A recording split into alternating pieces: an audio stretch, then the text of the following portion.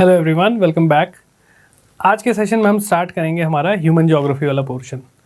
अभी तक हमने जितने भी फिजिकल एस्पेक्ट्स हैं, चाहे वो एयर से रिलेटेड हो, लैंड से रिलेटेड हो या ओशन से रिलेटेड हो, वो सारी चीज़ें हमने कवर की। हमने कुछ नेचुरल वेजिटेशन के बारे में बात की, वाइल्ड लाइफ के बारे में बात की, both world point of view से as well as India point of view से।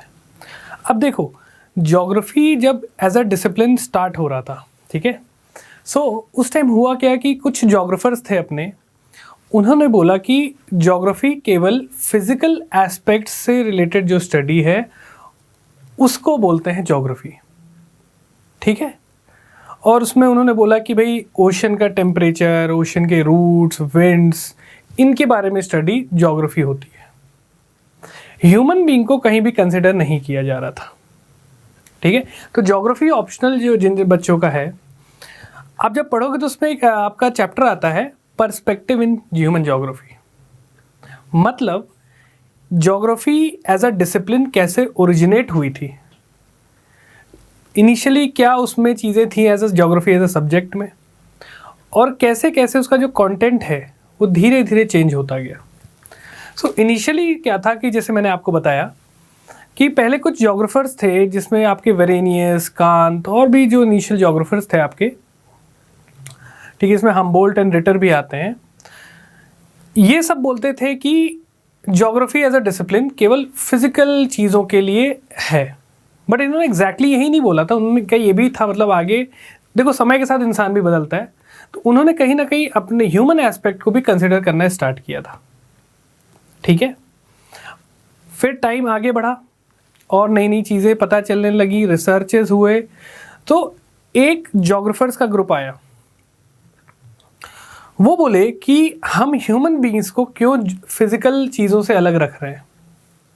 क्या ह्यूमन बीइंग भी इस धरती पे नहीं रहते? क्या वो एनवायरनमेंट को इम्पैक्ट नहीं करते हैं? ऐसे जब आपके डिबेट्स एंड डिस्कशंस के बाद हुआ कि नहीं, इंसान भी ज्योग्राफी का पार्ट है। स्टार्ट हुआ डिस्कशन, डिबेट्स हुई बहुत सारी, उसमें आपके ज्योग्राफर्स आते हैं, रिचर्ड हार्टशोन एंड ऐसे करते वो सब ऑप्शनल की चीज़ है। इसमें ये डिसाइड हुआ कि geography as a discipline man और एनवायरनमेंट के आपस के रिलेशनशिप के बारे में। इंसान भी ज्योग्राफी का उतना ही बड़ा हिस्सा है जितना बड़ा हिस्सा चाहे आपके पहाड़ हों, आपके विंड्स हों, प्लेटूज हों, तो इंसान को भी इम्पोर्टेंस मिलने लगी ह्यूमन बींग्स को। उन्होंने बताया, कुछ ज्योग्राफर्स का कहना था कि ज्योग्राफी या ज्योग्राफिकल एस्पेक्ट्स, जो भी ज्योग्राफिकल एस्पेक्ट्स होते हैं वो मैन को इम्पैक्ट करते हैं। ज्योग्राफिकल फैक्टर्स की वजह से ही ह्यूमन सिविलाइजेशन बसी है। ये साफ सीधी बात, ये हमने देखा भी था। नाइल रिवर थी, उसके बैंक्स पे इंसान बसना स्टार्ट हुए। इंडस रिवर थी तो इंडस वैली सिविलाइजेशन पूरी बसी, ठीक है। तो ये चीज़ समझ में आता है। किसी कश्मीर में बहुत ज़्यादा ठंड पड़ती तो इंसानों का ड्रेसिंग, वहाँ के जो रहने वाले लोग हैं उनका जो कपड़े का तरीका है, पूरा बड़े बड़े गाउन टाइप जो होते हैं वो पहनते हैं, क्योंकि ज्योग्राफी इम्पैक्ट कर रही है ह्यूमन बीइंग को, ठीक। और ह्यूमन बीइंग भी ज्योग्राफिकल फैक्टर्स को इम्पैक्ट करता है, इफेक्ट करता है, उनको मॉडिफाई करता है, और ये चीज़ें हम देख भी रहे हैं। इसका बहुत अच्छा एग्जाम्पल है दुबई। दुबई पहले एक रेगिस्तान था। इंसानों ने अपनी नॉलेज, अपनी टेक्नोलॉजी, अपने स्किल्स का यूज़ करते हुए उस पूरे ज्योग्राफिकल एनवायरनमेंट को चेंज कर दिया। अब Dubai is one of the richest city, ठीक है। लोग घूमने जाते हैं वहाँ, बड़े बड़े बुर्ज खलीफा और जितनी भी बड़ी बड़ी इंफ्रास्ट्रक्चर है वहाँ पे है, बहुत बड़े लेवल के इन्वेस्टमेंट्स हैं वहाँ पे। एक रेगिस्तान को इंसान ने जो चेंज किया है, मतलब ह्यूमंस ने ज्योग्राफी को, फिजिकल एनवायरनमेंट को अपने मॉडिफाई करना स्टार्ट किया, ठीक है। आगे चल के ज्योग्राफी में जब ये डिसिप्लिन ओरिजिनेट हो रही थी, इसमें स्कूल एक आता है, स्कूल ऑफ पॉसिबिलिज्म, ठीक है। एक पहले आपका रहता था ज्योग्राफर्स जो बोलते थे कि फिजिकल एनवायरनमेंट इंसानों को, जो भी इंसान जिस तरीके से रह रहे हैं वो ड्यू टू फिजिकल एनवायरनमेंट है। सही बात भी हम देखते ही हैं। बट जो स्कूल ऑफ पॉसिबिलिज्म आया, वो बोलने लगा कि नहीं, दोनों साइड से वो चीज़ें हैं। इंसान के पास भी ऑप्शंस होता है, नेचर इंसान को ऑप्शन देती है कि आप इस टाइप से ऐसे कर लो, और इंसान भी इन टर्न नेचर को मॉडिफाई करता है। हम देख ही रहे हैं डिफॉरेस्टेशन हो रहा है, फैक्ट्रीज बन रही हैं, ठीक। एग्रीकल्चर एक बहुत बड़ा एग्जाम्पल है इसका, कैसे इंसान ने फॉरेस्ट लैंड को कन्वर्ट कर दिया इनटू एग्रीकल्चरल फील्ड, ठीक है। तो ये पूरी कहानी का मोटिव क्या था कि human being as a part of environment, इस कंप्लीट स्टडी को हम ज्योग्राफी बोल रहे हैं, ठीक है। और हमने भी ऐसे ही किया, हमने पहले फिजिकल एस्पेक्ट्स के बारे में पूरी चीज़ें अच्छे से पढ़ी। अब हम देखेंगे वो फिजिकल एस्पेक्ट्स जो आपके चीज़ें थी, फिजिकल चीज़ें थी, चाहे पहाड़ हो, रिवर्स हो, विंड्स हो, ये कैसे ह्यूमन बींग्स को इम्पैक्ट करती है और human beings in turn in चीज़ों को कैसे मॉडिफाई करता है, ठीक है। तो ये चीज़ें हैं। सो अभी स्टार्ट करेंगे हम वर्ल्ड के बारे में। वर्ल्ड की सबसे जो इंपॉर्टेंट चीज़ है उसके बारे में देखेंगे। वर्ल्ड का पॉपुलेशन, उसका डिस्ट्रीब्यूशन हम बात करेंगे, पॉपुलेशन ग्रोथ वर्ल्ड में कैसे हुआ है, पॉपुलेशन डेंसिटी, इन सब चीज़ों को हम इस आपके सेशन में डील करेंगे। मैं आपको बेसिकली बताऊंगा कि पॉपुलेशन होती क्या है, पूरे वर्ल्ड में ग्लोबल लेवल पे कौन कौन से ऐसे टाइम के साथ कहाँ कैसे कैसे पॉपुलेशन आपकी बढ़ी है, उस पर हम बात करेंगे। फिर हम बात करेंगे आपके पॉपुलेशन के डिस्ट्रीब्यूशन के बारे में, जैसे China, India, south Asian Nations जो आपके हैं काफ़ी पॉपुलेटेड है, कुछ वेस्ट यूरोपियन नेशंस बहुत पॉपुलेटेड है, अफ्रीका में जैसे अगर सहारा साइड जाओ तो काफ़ी कम पॉपुलेशन है, ठीक। तो इसके हम सारे फैक्टर्स देखेंगे, कैसे ज्योग्राफिकल फैक्टर्स की वजह से कुछ एरियाज बहुत पॉपुलेटेड है, कुछ एरिया कम पॉपुलेटेड है। फिर हम कुछ और इसके अदर एस्पेक्ट्स की बात करेंगे, ठीक। तो ये सेशन इस पूरी कंप्लीट चीज़ के बारे में, राइट। तो स्टार्ट करते हैं इस पूरे सेशन को। चलो स्टार्ट करते हैं। सबसे पहले देखते हैं पॉपुलेशन बेसिकली होता क्या है। So population distribution is basically the way people are spaced over earth surface. लोग कैसे अर्थ सरफेस के ऊपर अलग अलग पॉकेट्स में स्पेस्ड हैं। मतलब जैसे एक पॉकेट आपका हो गया लेट्स से इंडिया और चाइना, एक पॉकेट हो गया आपका नॉर्थ अमेरिका। तो इस सरफेस के ऊपर लोग कैसे कैसे अलग अलग जगह स्प्रेड हो रखे हैं, उसको हम बोलते हैं पॉपुलेशन डिस्ट्रीब्यूशन, ठीक है। सो अगर मैं बात करूं, आप देख ही रहे हो ये एक ग्राफ है आपका मोस्ट पॉपुलस कंट्रीज का। सबसे पहले अगर आप देख रहे हो जो बार का लेंथ है, सबसे ज़्यादा आपका चाइना, फिर सेकंड नंबर पे हमारा अपना भारत, ठीक है। अगर वैसे तो मुझे ऐसा लगता है कि अगर हमारे यहाँ प्रॉपरली सेंसस डेटा कंपाइल किया जाए, हम चाइना को सरपास कर चुके हैं, ठीक है। हमारे यहाँ उत्तर प्रदेश और बिहार में ला लिया जाए तो हम पूरे नॉर्थ अमेरिका के कॉन्टिनेंट से ज़्यादा हैं, राइट। तो ये ऐसे करके आपका सिचुएशन है। तो चाइना नंबर 1, इंडिया नंबर 2 पे है, यूएसए आपका, राइट। सो मिलियंस में है, तो देख लो लगभग 1.3 बिलियन के आसपास चाइना, 1.2 बिलियन के आसपास इंडिया, यूएसए लगभग 25 करोड़ के आसपास है, ठीक है। सो ये कुछ आपका सीक्वेंस है, आपको इतना याद रखने की ज़रूरत नहीं, बस एक डिस्ट्रीब्यूशन का मैं आपको तरीका बता रहा हूँ, ठीक है। अगर मैं वही चीज़ वर्ल्ड मैप पे आपको दिखाऊं, लेट्स से आपके कोई क्वेश्चन आ गया कि पॉपुलेशन डिस्ट्रीब्यूशन ही बताना एग्जांपल के लिए। सो वर्ल्ड मैप पे आपको दिखाना है, पहले तो आपको वर्ल्ड मैप बनाना आना चाहिए कि बेसिक में थोड़ा सा आउटलाइन लगे कि यार मैंने साउथ अमेरिका बनाया, अफ्रीका बनाया, इतना आपको प्रैक्टिस होनी चाहिए। अब देखो इसमें आपको पॉपुलेशन का डिस्ट्रीब्यूशन शो करना है, तो मैं आपको कुछ दिखा देता हूँ तरीका कि कैसे आप कर सकते हो। तो पहले तो आप बना लिया करो स्केल। सबसे पहले तो आप कोई भी सिंबल ले लो, इसको लिख दो हाई पॉपुलेशन, ये कर लिया करो मीडियम, और फिर ऐसे डॉट डॉट करके आप बता दो कि लो पॉपुलेशन है, ठीक है। सो अगर मैं आपको कुछ पॉकेट्स के बारे में बताऊं जो कि काफ़ी हेविली पॉपुलेटेड है, सो आपका आ जाता है ये वाला रीजन पूरा, वेस्ट यूरोपियन नेशंस, आपका नॉर्थ ईस्ट यूएसए, ये वाला रीजन आपका काफ़ी हेविली पॉपुलेटेड है, इंडिया, चाइना, दीज पार्ट्स काफ़ी ज़्यादा पॉपुलेटेड आता है, मतलब हाई पॉपुलेशन है यहाँ पे एब्सोल्यूट नंबर में भी देखे जाए।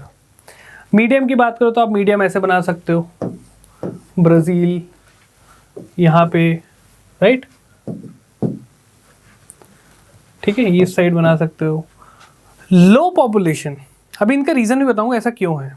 लो पॉपुलेशन अगर आप देखो तो आपका ये सब हो जाएगा, ये टुंड्रा टाइप का जो रीजन हो गया, यहाँ पे देखो सहारा डेजर्ट, राइट, इस टाइप से आप बना सकते हो कि भाई ये पर्टिकुलर पोर्शन आपका लो पॉपुलेशन है। आपको as a individual, as a civil servant, आप क्या सोचते हो कि क्यों इस रीजन में या फिर यहाँ पे ज़्यादा पॉपुलेशन है? सोचिए। देखो, हमेशा चीज़ जो मैं आपको बताया था कि ज्योग्राफी आपकी इम्पैक्ट करती है इकोनॉमी को, इकोनॉमी आपकी इम्पैक्ट करती है सोसाइटी को। ये मैंने आपको कई एग्जांपल्स भी दिए हैं। सो अगर मैं बोलूँ कि इंडिया में ऐसे कौन से ज्योग्राफिकल फैक्टर्स हैं जिससे वहाँ पे पॉपुलेशन ज़्यादा है, सो अगर हम बोल सकते हैं कि यहाँ पे रिवर्स, इंसान ऐसी जगह बसना चाहेगा जहाँ पे पानी हो, खाना हो, वहाँ पे बसेगा। सो हमारा India is blessed with lots of reverse, बहुत सारी नदियाँ हैं हमारे यहाँ।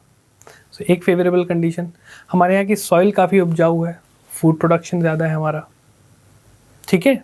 हिस्टोरिकली इंडस वैली सिविलाइजेशन हमारे बगल में ही था, इंडिया पार्ट रहा है उसका, ठीक है। ऐसे कुछ फैक्टर्स ने लोगों को रहने का ईज़ दे दिया, आराम से वो रह सकते हैं, वैसे कंडीशंस आ गए, ठीक है। सिमिलरली आपका वेस्ट यूरोपियन नेशन, यहाँ भी गुड क्लाइमेट, और इन्होंने इंडस्ट्रियली काफ़ी एडवांस किया इन्होंने, ओके। सो ऐसे मल्टीपल फैक्टर्स होते हैं, जहाँ भी अच्छी ज़मीन हो, प्लेन एरिया हो, ठीक है, एक मॉडरेट सा क्लाइमेट रहे, वहाँ पे लोग आके बसेंगे, पानी की सुविधाएं हों, अच्छी खासी रिवर्स हों, तो ऐसी लोकेशंस पे लोग आके बसते हैं, ठीक है। अभी मैं आगे भी बताऊंगा, अभी तो आपको बेसिक एक तरीका बताया कि कैसे आप मैप पे कोई चीज़ डिनोट कर सकते हो, राइट। आगे बढ़ते हैं। अब अगर मैं बात करूं डेंसिटी ऑफ पॉपुलेशन, डेंसिटी क्या होता है? Number of people population per unit area, कि भाई 1 स्क्वायर किलोमीटर में कितने लोग रह रहे हैं, इसको हम बोल देते हैं डेंसिटी ऑफ पॉपुलेशन। सो अगर मैं डेंसिटी वाइज जाऊं तो आप देख सकते हो कॉन्टिनेंट के, अगर मैं हिसाब से देख रहा हूं कॉन्टिनेंट वाइज, सो सबसे ज्यादा डेंसिटी आपको कहां दिख रही है? 146 एशिया, एशिया में ही इंडिया चाइना आते हैं, ठीक है। तो यहाँ पे आपका डेंसिटी अच्छा खासा है, Asia is the largest continent, सबको पता है। सेकंड नंबर पे आप देख पा रहे हो कि अफ्रीका, अफ्रीका में डेंसिटी सेकंड नंबर पे सबसे ज़्यादा है। इसका एक रीज़न देखो, मैं आपको क्या बताऊँ, कभी भी लेट्स से अफ्रीका जैसे आप यहाँ देख रहे हो, इतना पोर्शन तो लेट्स से अफ्रीका का आपका सहारा डेजर्ट है। इस रीजन में भी, सब सहारन रीजन में भी उतना उपजाऊपन नहीं है, तो यहाँ लोग कम रहते हैं। लोग आपके बसे हैं थोड़ा आपके नॉर्थ अफ्रीका और साउथ अफ्रीका में, ठीक है। और एक चीज याद रखना, पॉपुलेशन किसी जगह की क्यों बढ़ रही है, एक होता है पॉपुलेशन ग्रोथ और एक होता है पॉपुलेशन डिस्ट्रीब्यूशन, ये दो अलग अलग चीज़ें हैं। अभी मैं आपको आगे बताता हूँ। तो यहाँ पे आपका अगर मैं बोलूँ, Asia is number 1, Africa is number 2 on the basis of density, ठीक है। अब इसके पीछे का रीज़न भी मैं आपको बताऊँगा, ठीक है। फिर आपका आ जाता है देखो 34 पे यूरोप, और फिर एंड में आपके ये तीनों आ जाते हैं लैटिन अमेरिकन, जैसे साउथ अमेरिका हो गया, नॉर्थ अमेरिका, आपका ये सब नीचे आ जाते हैं, ठीक है। नॉर्थ अमेरिका का एक रीज़न ये भी है कि वहाँ पे लोग कम हैं, एरिया बहुत ज़्यादा है, तो इसलिए भी डेंसिटी कम हो जाती है। क्योंकि अगर देखो लोग ज़्यादा हैं, ठीक है, और आपका एरिया, सॉरी, लोग यहाँ पे कम है, लो पॉपुलेशन एंड एरिया काफ़ी ज़्यादा high, so low divided by high क्या आपका होगा? ऑब्वियसली कम हो जाएगा, डेंसिटी आपकी कम हो जाती है।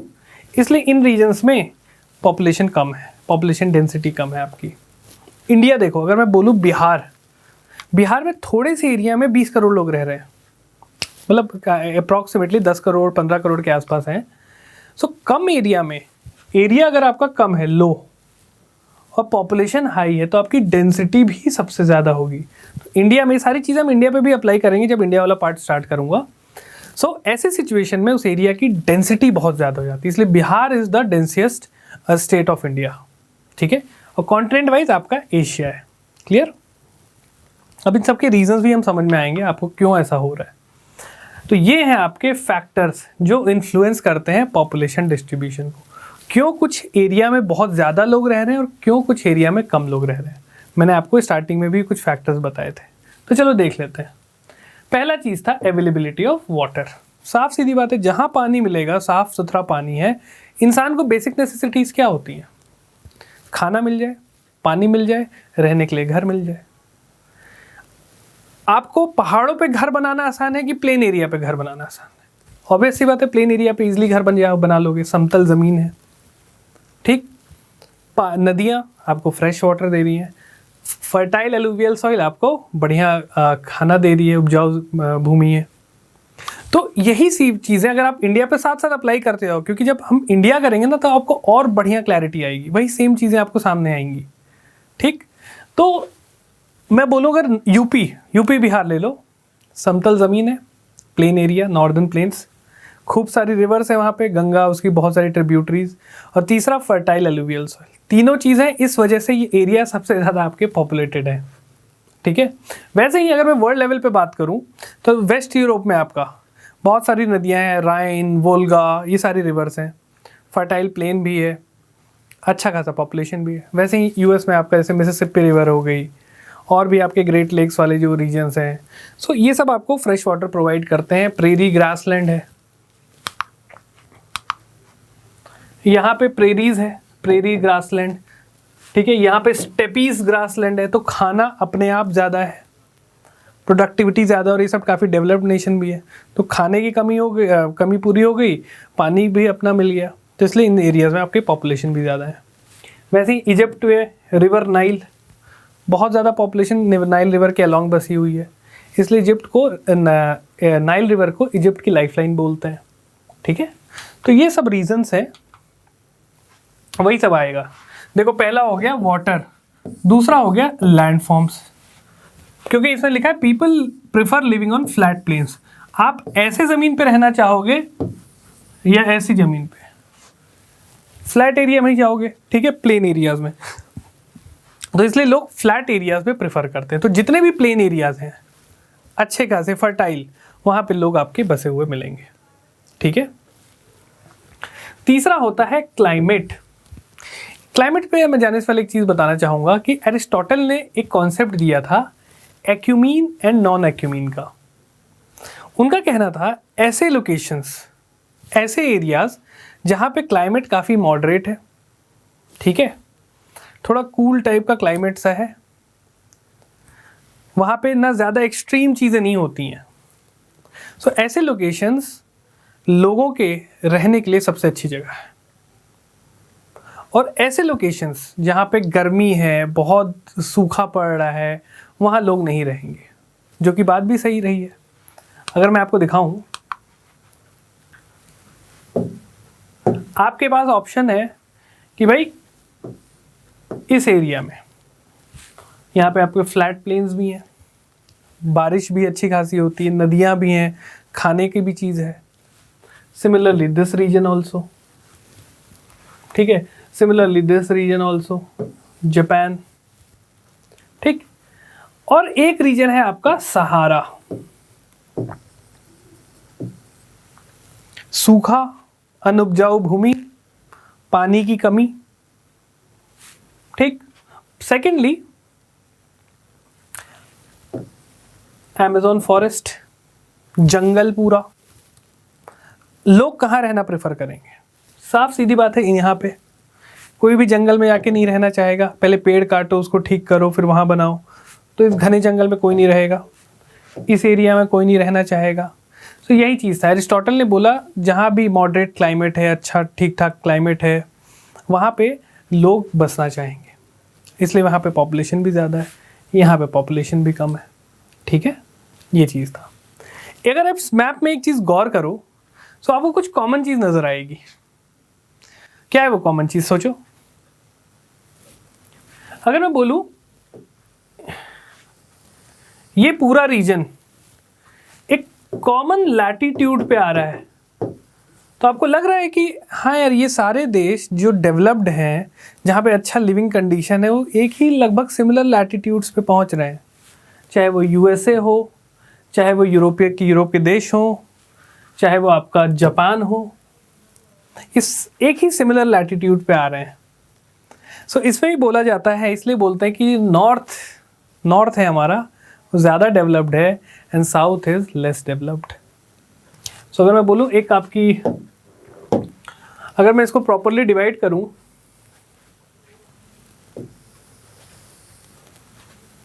सो आप बोल सकते हो कि हाँ, इस लाइन के नॉर्थ में जो भी नेशंस हैं दीज आर मोर डेवलप्ड, और इसके साउथ में जो भी नेशन है वो लेस डेवलप्ड है। सही बात है। USA, Europe, Russia, China, Japan. South में आ जाओ, Brazil less developed, African nation तो है ही पुअर, इंडिया लेस डेवलप्ड। ठीक है, ऑस्ट्रेलिया छोड़ के, ऑस्ट्रेलिया एज एन एक्सेप्शन। तो आप बोल सकते हो क्लियरली। सो अरिस्टोटल का भी यही कहना था कि उन्होंने कुछ थ्योरीज दी थी कि ऐसे रीजन्स जहाँ पे ठंडा क्लाइमेट होगा, अच्छा मॉडरेट, जहाँ ज़्यादा गर्मी या ज़्यादा ह्यूमिडिटी नहीं होगी, वो नेशन डेवलप करेंगे, ताकतवर बनेंगे। और ऐसे नेशन जहाँ गर्मी है, धूप है, बीमारियाँ हैं, क्योंकि जहाँ गर्मी रहेगी, ह्यूमिडिटी रहेगी, वहाँ पे आपके मच्छर ये सब चीज़ रहेंगी और उसकी वजह से काफ़ी बीमारियाँ फैलेंगी। और वो नेशन, वहाँ के लोग काफ़ी लेथार्जिक हो जाएंगे, लेज़ी हो जाएंगे। सो ये उन्होंने बहुत पहले थ्योरी दी थी, और जो कि कुछ हद तक सही भी है। ऊपर वाले नेशंस मॉडरेट क्लाइमेट, ठीक, ना बहुत एक्सट्रीम ठंड ना बहुत एक्सट्रीम गर्मी, नॉर्मल टाइप क्लाइमेट है, डेवलप्ड भी है। यूएसए ले लो, यूरोपियन नेशन ले लो, जापान ले लो, चाइना ले लो। नीचे वाले आ जाओ, ब्राज़ील, अफ्रीकन नेशन सारे, इंडिया, ये सब मतलब डेवलपिंग है। ठीक, अफ्रीकन नेशन बहुत सारे अंडर डेवलप्ड भी हैं। क्यों? क्योंकि इन रीजन्स में इक्वेटर के पास है, बहुत गर्मी पड़ेगी, वो ह्यूमिडिटी भी अच्छी खासी, तो वहाँ के लोग लेथार्जिक, उसका कहना था। बट कुछ चीज़ें उसकी सही भी नहीं थी, बट हाँ कुछ हद तक ये थ्योरी भी सही है। बट ऐसा भी नहीं कि लेज़ी होते, भाई इंडियंस हर जगह हैं, हमारे गूगल ले लो, सब जगह ले लो, आपके इंडियंस ही बसे हुए हैं, राइट। बट ओवरऑल अगर हम बात करें तो कुछ हद तक ये बात सही होती है। तो ये सब कुछ थ्योरी इनिशियली दी गई थी, राइट। तो ये चीज़ था। अब अपने उस पर आते हैं टॉपिक पे। तो आपका क्लाइमेट हो गया, हमने देखा जहाँ भी सूटेबल क्लाइमेट होगा, एक्सट्रीम क्लाइमेट नहीं होगा, वहाँ पे ह्यूमन हैबिटेशन अच्छा होगा। सॉइल, जहाँ पे फर्टाइल सॉइल, वहाँ पे ह्यूमन हैबिटेशन अच्छा, जैसे आपका गैंगेटिक प्लेन हो गया, राइट, आपका नाइल वैली हो गई, मिसिसिपी वैली हो गई, राइन वैली हो गई, सब चीज़ें आपकी गुड फर्टाइल सॉइल है, एग्रीकल्चर अच्छा है यहाँ पे, और इसलिए इंसान का वहाँ पे बसना भी जायज़ है। ओके, नेक्स्ट देखते हैं। वो तो आपके क्या हो गए, वो कौन से फैक्टर्स है? Geographical factors. अब देखो, मैंने बोला था ज्योग्राफी आपकी इकोनॉमी को भी इम्पैक्ट करती है, और इकोनॉमी आपकी इम्पैक्ट करेगी सोसाइटी को। पॉपुलेशन क्या है? सोशल एस्पेक्ट है। सो अब देखो इकोनॉमी की वजह से कैसे आपके सोशल एस्पेक्ट्स, पॉपुलेशन आपका डिस्ट्रीब्यूशन इम्पैक्ट होता है। पहला होता है आपका, देखो, मिनरल। तो इसमें बोला गया areas with mineral deposit attract industries. सही बात है।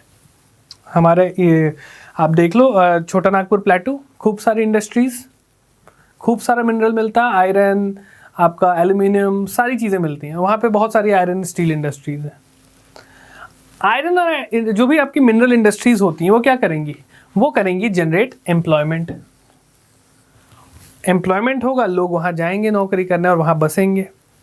सो अगर मैं बोलूँ ऐसे रीजन्स जैसे आपका कटंगा ज़ैम्बिया में, यहाँ पे कॉपर खूब मिलता है, काफ़ी डेंसली पॉपुलेटेड है। इंडिया की अगर मैं बात करूँ तो हमारा बिहार, झारखंड वाला रीजन, वेस्ट बंगाल वाला रीजन, उड़ीसा, काफ़ी ज़्यादा वहाँ पे मिनरल्स मिलते हैं, बहुत सारी इंडस्ट्रीज़, और वहाँ पे पॉपुलेशन भी बहुत ज़्यादा है। ठीक है, तो ये एक फैक्टर बोला उन्होंने।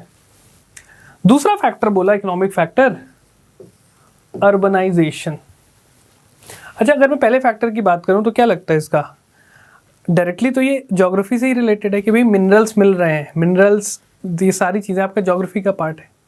मिनरल्स को हाँ ह्यूमन ने ट्रांसफॉर्म किया, इंडस्ट्रीज बनाई, ठीक है, उसने फिर पॉपुलेशन को अट्रैक्ट किया। So geography is impacting economy, economy is impacting society, ये चेंज चलता रहता है और यही चीज़ होती भी है। सेकेंड फैक्टर है आपका अर्बनाइजेशन। अगर आप बताओ, आप रूरल एरिया में रह रहे हो, वहाँ नौकरी नहीं है आपके पास, लिविंग स्टैंडर्ड नहीं है, खाने को भी नॉर्मल चीज़ें हैं। दूसरी तरफ वो एक शहर है यहाँ पे आपको अच्छी स्कूलिंग, अच्छी फैसिलिटीज़, गाड़ी, ये सारी जॉब अपॉर्चुनिटी अच्छी है, तो आप कहाँ जाओगे? ऑब्वियस सी बात है, शहर। ठीक। सो रूरल एरियाज़ में पॉपुलेशन आपकी कम होती है as compare to urban area, because of आपकी एम्यूनिटीज़, अच्छी अच्छी एम्यूनिटीज़ रहती हैं, इसलिए लोग शहर साइड जाना ज़्यादा पसंद करते हैं। तो ये भी पॉपुलेशन का भी एक पॉपुलेशन इससे भी इम्पैक्ट होता है। ठीक है। तीसरा है आपका इंडस्ट्रियलाइजेशन। जितने भी इंडस्ट्रियल बेल्ट हैं वो आपके अच्छे खासे पॉपुलेटेड होते हैं। जैसे आपका कोबे ओसाका रीजन जापान का is thickly populated because large number of industries. Ludhiana, ठीक है, आपका छोटा नागपुर में जैसे बोकारो हो गया steel plant, Bhilai steel plant, ये एरिया अच्छे खासे पॉपुलेटेड है, राइट। तो ये सारी चीज़ें इम्पैक्ट करती हैं आपके पॉपुलेशन डिस्ट्रीब्यूशन को। ठीक है, ज्योग्राफिकल देख लिया, इकोनॉमिक देख लिया। आगे देखते हैं सोशल एंड कल्चरल फैक्टर्स। आपको क्या लगता है, लेट्स से एग्जाम्पल के लिए कोई बच्चा है, वो स्कूल गया, वो बच्चा लेट्स से है पंजाब का, एग्जाम्पल पंजाब का बच्चा है, ठीक है, वो स्कूल गया, वो लेट्स से दिल्ली में उसके स्कूल में उसने देखा यार कुछ पंजाबी भी हैं, कुछ हरियाणवी भी हैं, कुछ यूपी वाले हैं, कुछ साउथ के पीपल हैं। उसकी जो नेचुरल टेंडेंसी होगी वो होगी यार मैं इनके साथ जाके बात करता हूँ। क्यों? क्योंकि सिमिलर टाइप के साउंड करते हैं, सिमिलर टाइप का कल्चर है, तो ईजिली इंसान उसमें फिट हो सकता है। वैसे ही होता है, देखो क्या, जो रिलीजियस और कल्चरल बिलीफ्स होते हैं ना लोगों के, वो इंसान को ज्वाइन करते हैं, जोड़ते हैं, ठीक। बट कई बार इसका दुरुपयोग भी होता है और वो चीज़ें आपकी गलत कम्युनलिज्म और इन सब चीज़ों में हो जाती हैं, बट उस पर भी ध्यान नहीं देना है। अभी हमें समझना है कि जो लोग होते हैं, people tend to move away from places where there is social and political unrest.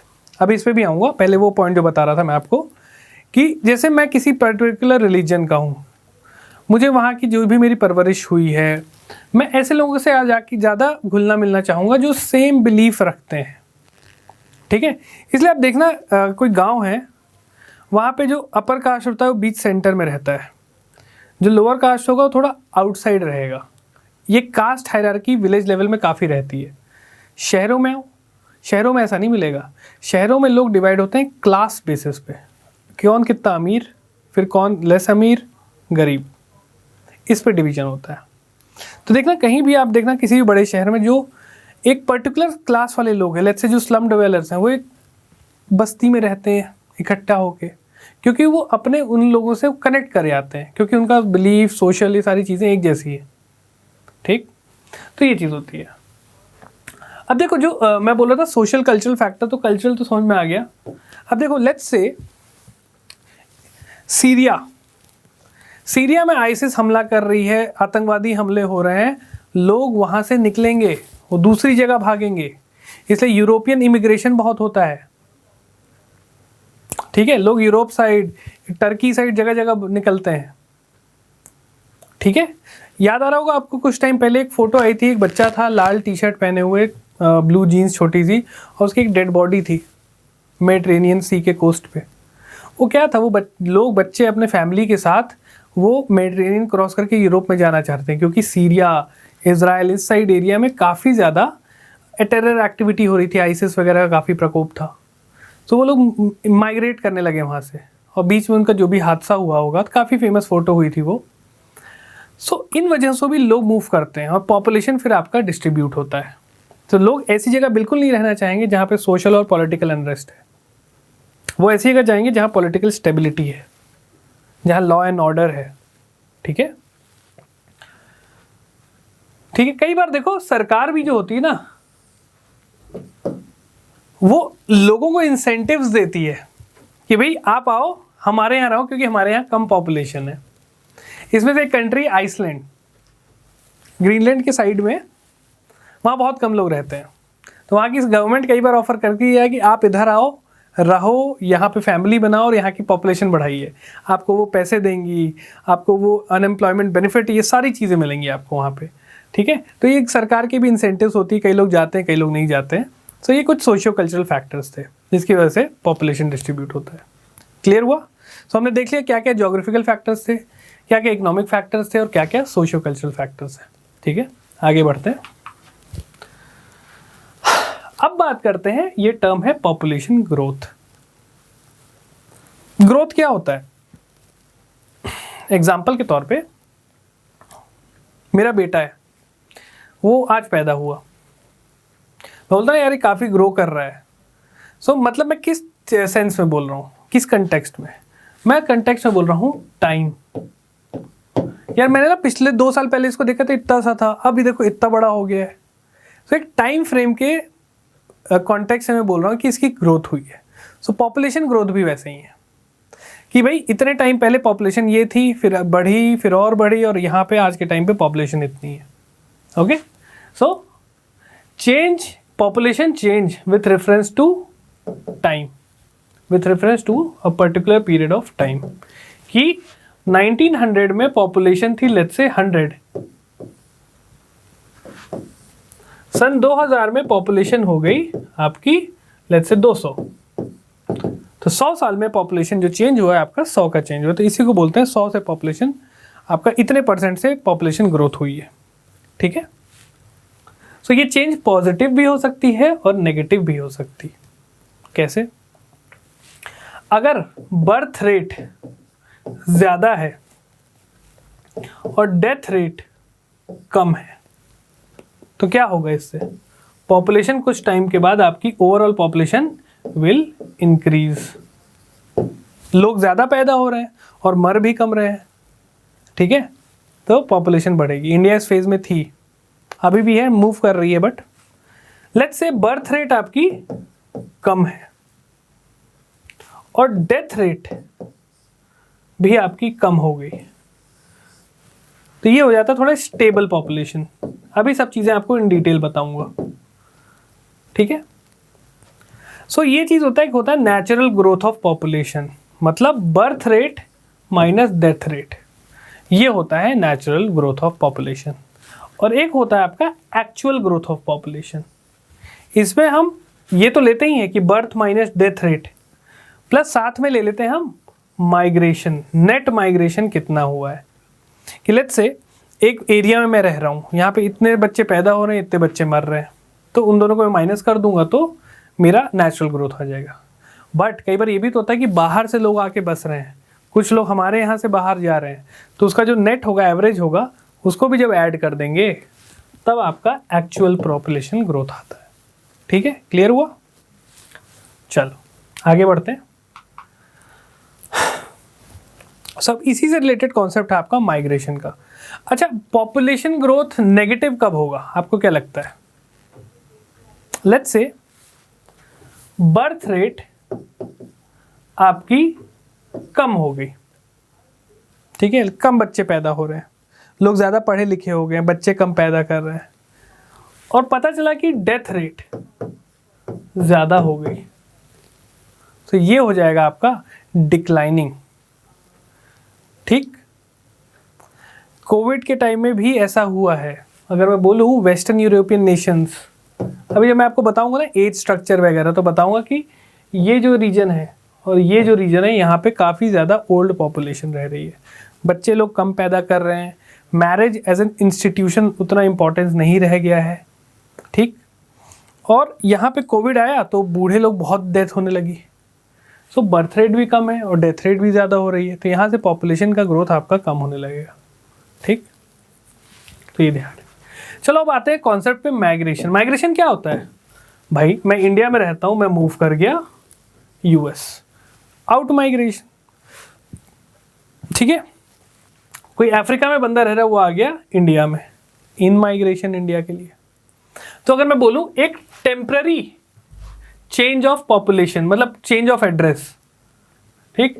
So the place they move from is called place of origin and the place they move to is called place of destination.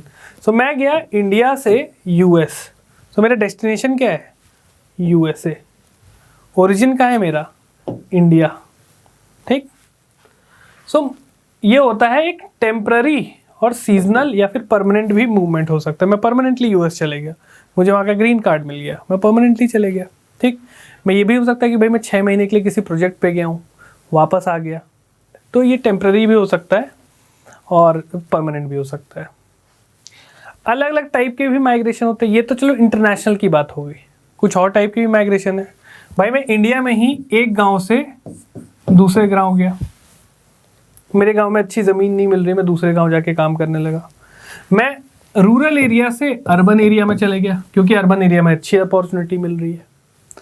मैं urban area से ही urban area shift हो गया, मेरा transfer हो गया। पहले मैं let's say Chandigarh में था, मैं पहुंच गया लेट्स से आपका दिल्ली, ठीक। तो इस टाइप के भी अलग अलग टाइप के माइग्रेशंस होते हैं। एक टर्म होता है इमिग्रेशन, कितने लोग अंदर आए हैं, who move to a new place is called immigration। मैं अगर यूएस जाऊंगा तो मुझे बोला जाएगा कि मैं एक इमिग्रेंट हूँ, IMI इमिग्रेंट। और एमिग्रेशन क्या होता है उल्टा, migrants who move out of a place are called emigrants. मतलब इंडिया में मुझे बोला जाएगा मैं एक एमिग्रेंट हूँ क्योंकि मैं बाहर चले गया। यूएस में मैं बोलूँगा, बोले जाएगा कि मैं इमिग्रेंट हूँ, मैं आपके अंदर आया हूँ, ठीक है। तो ये बेसिक टर्म्स हैं। सो माइग्रेशन को आप बोल सकते हो टेम्पररी और permanent change of address, right. चलिए, या movement of people from one place to another. So क्या क्या फैक्टर्स हैं जो इन्फ्लुएंस करेंगे माइग्रेशन को, आपको क्या लगता है? तो देखो, इसमें एक है आपका पुश फैक्टर और दूसरा है पुल फैक्टर। इसको मैं एग्जांपल के आपको बताता हूँ कि लेट्स से मैं एक शहर में रह रहा हूँ ए, ठीक। इस शहर में क्राइम बहुत है, यहाँ पे गुंडों का राज चल रहा है, यहाँ पे पढ़ाई लिखाई नहीं हो रही है, यहाँ पे खाना पीना नहीं मिल रहा है, पानी भी गंदा हो रखा है, मतलब एकदम डूम्ड सोसाइटी, डूम्ड सिटी एकदम। और दूसरी सिटी है ये बी, यहाँ पे गुड एनवायरनमेंट है, साफ़ सुथरा एनवायरनमेंट है, एम्प्लॉयमेंट अपॉर्चुनिटीज़ हैं, अच्छे स्कूल हैं, एजुकेशन अच्छा है और आपकी सोशल सिक्योरिटी है। सो इस सिटी के जो फैक्टर्स थे ये मुझे क्या करेंगे, यहाँ से बोलेंगे कि बेटा तुम इधर चले आओ, इस शहर में इधर मूव कर जाओ। तो ये जो फैक्टर्स हैं ये होते हैं पुश फैक्टर्स। लड़ाई झगड़ा, दंगे, communalism, these all are push factors. Poor environment, ठीक है, एयर पोल्यूशन, ये सब बोलेंगे तुम इधर से निकल जाओ। और यहाँ पे ये जो फैक्टर्स थे, good education, health, social security, ये पुल करेंगे मुझे कि तुम हमारे पास आ जाओ, ठीक है। ये समझ में आया आपको कॉन्सेप्ट? तो यही चीज़ होती है। सो पुश फैक्टर्स आपके क्या क्या हो सकते हैं, जैसे अनएम्प्लॉयमेंट। मैं इस जगह रहता हूँ ए में, यहाँ पे अनएम्प्लॉयमेंट है, पुअर लिविंग कंडीशंस हैं, पॉलिटिकल टर्मोइल है, लड़ाई झगड़े हो रहे हैं, नेता आपस में मार पीट कर रहे हैं, सारी चीज़ें, कोई भी एक पार्टी फिक्स नहीं हो रही, हर 2 महीने में चेंज हो जा रही है, एपिडेमिक्स आ रहे हैं, राइट। तो ये क्या करेंगे मुझे, these all are push factors, ये मुझे पुश करेंगे कि यहाँ से निकल जाओ। और ये है बी, ये this city will pull me, क्यों? क्योंकि यहाँ पे है आपको better job security, peace and stability है, सिक्योरिटी ऑफ लाइफ है। So these all factors are pull factors. ली का एक पुश एंड पुल मॉडल था, उसी पे बेस्ड है ये। माइग्रेशन की वजह से और भी थ्योरीज हैं, ज्योग्राफी ऑप्शनल में हम पढ़ते हैं, बट जीएस के लिए इतना काम की चीज़ है, कॉन्सेप्ट समझना है। जैसे कोविड के टाइम में आपने देखा होगा लेबर्स का माइग्रेशन हुआ था। जो भी लेबर्स यूपी बिहार के मोस्टली जो हैं वो गए थे जैसे पंजाब, हरियाणा, आपके महाराष्ट्र में काम करने। कोविड पैंडेमिक आया, उनको ना खाना सही से मिल रहा, उनका जो काम था वो भी बंद हो गया, वहाँ पे उनकी कोई मदद नहीं कर रहा है। तो ये वाले फैक्टर्स ने उनको पुश किया कि जाओ अपने घर चले जाओ, भाई घर पे मेरे पास मेरा घर है, मेरा खेत है, मैं वहाँ पे काम चला लूँगा, ठीक है। तो वो उसको पुल किया ऑलराइट, सो ऐसे अलग मल्टीपल फैक्टर्स होते हैं। आगे बढ़ते हैं। सो बात करते हैं पॉपुलेशन ग्रोथ का ट्रेंड क्या रहा है विद टाइम, कैसे कैसे पॉपुलेशन ग्रोथ किया है। सो अगर आप ये देख रहे हो, ये जो कर्व है ऐसे बढ़ा है। सो जब पहली बार एग्रीकल्चर स्टार्ट हुआ, खेती करना इंसान ने, सेटल्ड एग्रीकल्चर स्टार्ट किया, तो पॉपुलेशन देखो धीमे धीमे बढ़ गई। जब बर्थ ऑफ क्राइस्ट हुआ था तो करीबन 0.25 बिलियन पॉपुलेशन थी, थोड़ा हम और आ गया है। ये टाइम है और ये पॉपुलेशन आपका ग्रोथ है। जैसे जैसे हम आ गए, यूरोपियन इन्वेजन, यूरोपियन एक्सप्लोरेशन चालू हुआ, तो देखो पॉपुलेशन आपकी फिर बढ़ी। फिर आपका क्या हुआ, इंडस्ट्रियल रेवोल्यूशन हुआ, पॉपुलेशन और बढ़ी। ट्रांसपोर्टेशन आ गया, पॉपुलेशन अगेन इंक्रीज की। सैनिटेशन, हॉस्पिटल्स बनने लगे, बायोटेक्नोलॉजी, इंफॉर्मेशन टेक्नोलॉजी, तो पॉपुलेशन एकदम पीक किया, राइट। तो ये होता है आपका, ऐसे ऐसे करके धीरे धीरे पॉपुलेशन आपका 1600 में, 1700 में, एज ऑफ जो भी आपका इंडस्ट्रियल रेवोल्यूशन वगैरह आपका 18th सेंचुरी में आया था, ठीक। फिर आपका 1900 में देखो ये सैनिटेशन एंड मेडिकल, अस्पताल वगैरह बनने लगे, लोगों की हेल्थ वेल्थ, जो पहले लग से लोग 60 साल तक जी रहे थे और डेथ हो जा रही थी, अब वो 70 साल तक जी रहे हैं, 80 साल तक जी रहे हैं, क्योंकि अस्पताल वगैरह बनने लगे। फिर और अच्छा हुआ, आईटी रेवोल्यूशन आया, बायोटेक्नोलॉजी आई, लोगों पे खाने को अच्छा रह गया, ग्रीन रेवोल्यूशन, ठीक है, 1960s में। सो यहाँ पे एकदम 1900 पे पॉपुलेशन एकदम पीक करता है, बहुत तेज़ी से ग्रो करता है, क्योंकि टेक्नोलॉजी ने हमें हेल्प किया कि हम अपनी लाइफ एक्सपेक्टेंसी को बढ़ा लें। ओके, तो ऐसे ऐसे पॉपुलेशन आपका बढ़ा।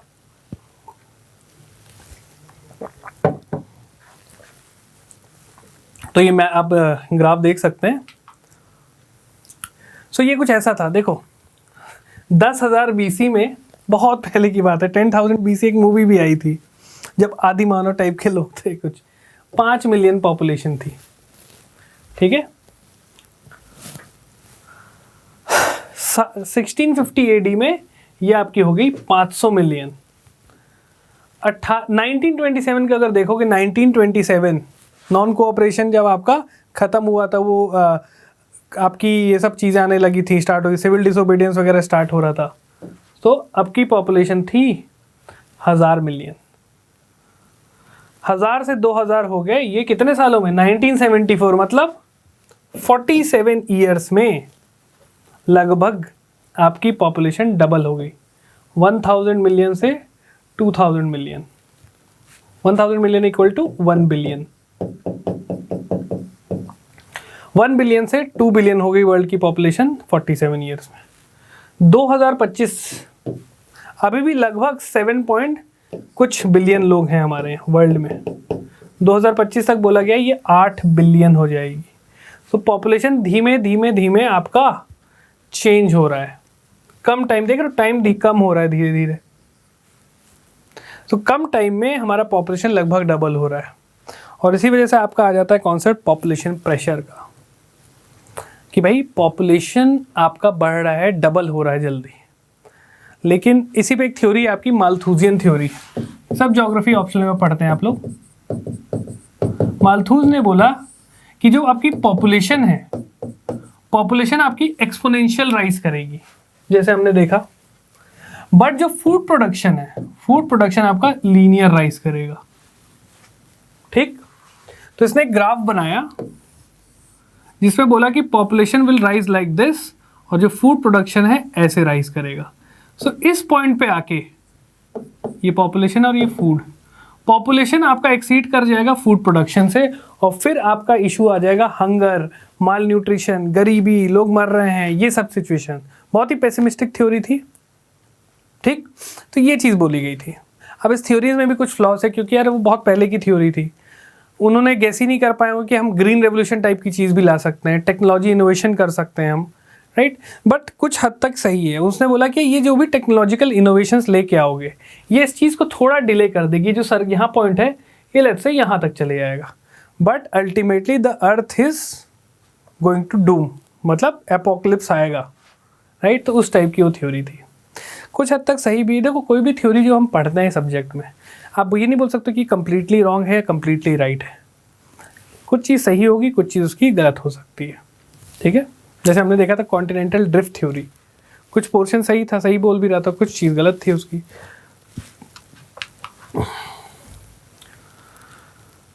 सो अगर मैं देखा जाए रीजन वाइज, वर्ल्ड के जो रीजन में अगर हम पॉपुलेशन ग्रोथ देखें, तो अगर 2010-15 में देखा जाए, सो सबसे ज़्यादा जो पॉपुलेशन ग्रोथ हो रही है अफ्रीका में हो रही है, और सबसे कम जो पॉपुलेशन ग्रोथ है वो है आपकी यूरोप में, और उसके बाद नॉर्थ अमेरिका में। क्या लगता है ऐसा क्यों हो रहा है? क्यों अफ्रीका में पॉपुलेशन ग्रोथ बहुत ज़्यादा हो रही है? इसके पीछे जो रीज़न है वो है there is a negative correlation between economic development and population growth.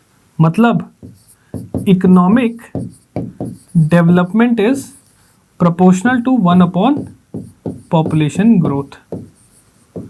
जितना ज़्यादा कोई भी एरिया इकोनॉमिकली डेवलप होगा, उतना कम उसका पॉपुलेशन ग्रोथ होगा।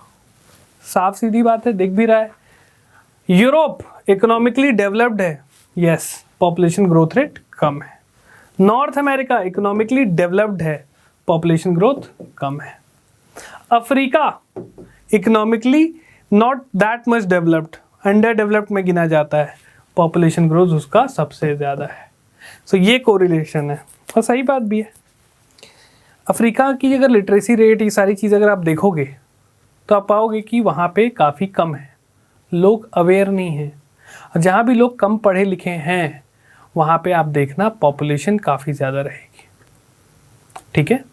इंडिया में अगर आप देखोगे, हम लिटरेसी लेवल की बात करें, तो हमारा जो नॉर्दर्न स्टेट्स हैं, यूपी, बिहार, झारखंड, पंजाब, हरियाणा, यहाँ पे अगर आप देखें लिटरेसी रेट आपकी कम है, यूपी बिहार खासकर। और जो सदर्न स्टेट्स हैं वहाँ लिटरेसी रेट ज़्यादा है।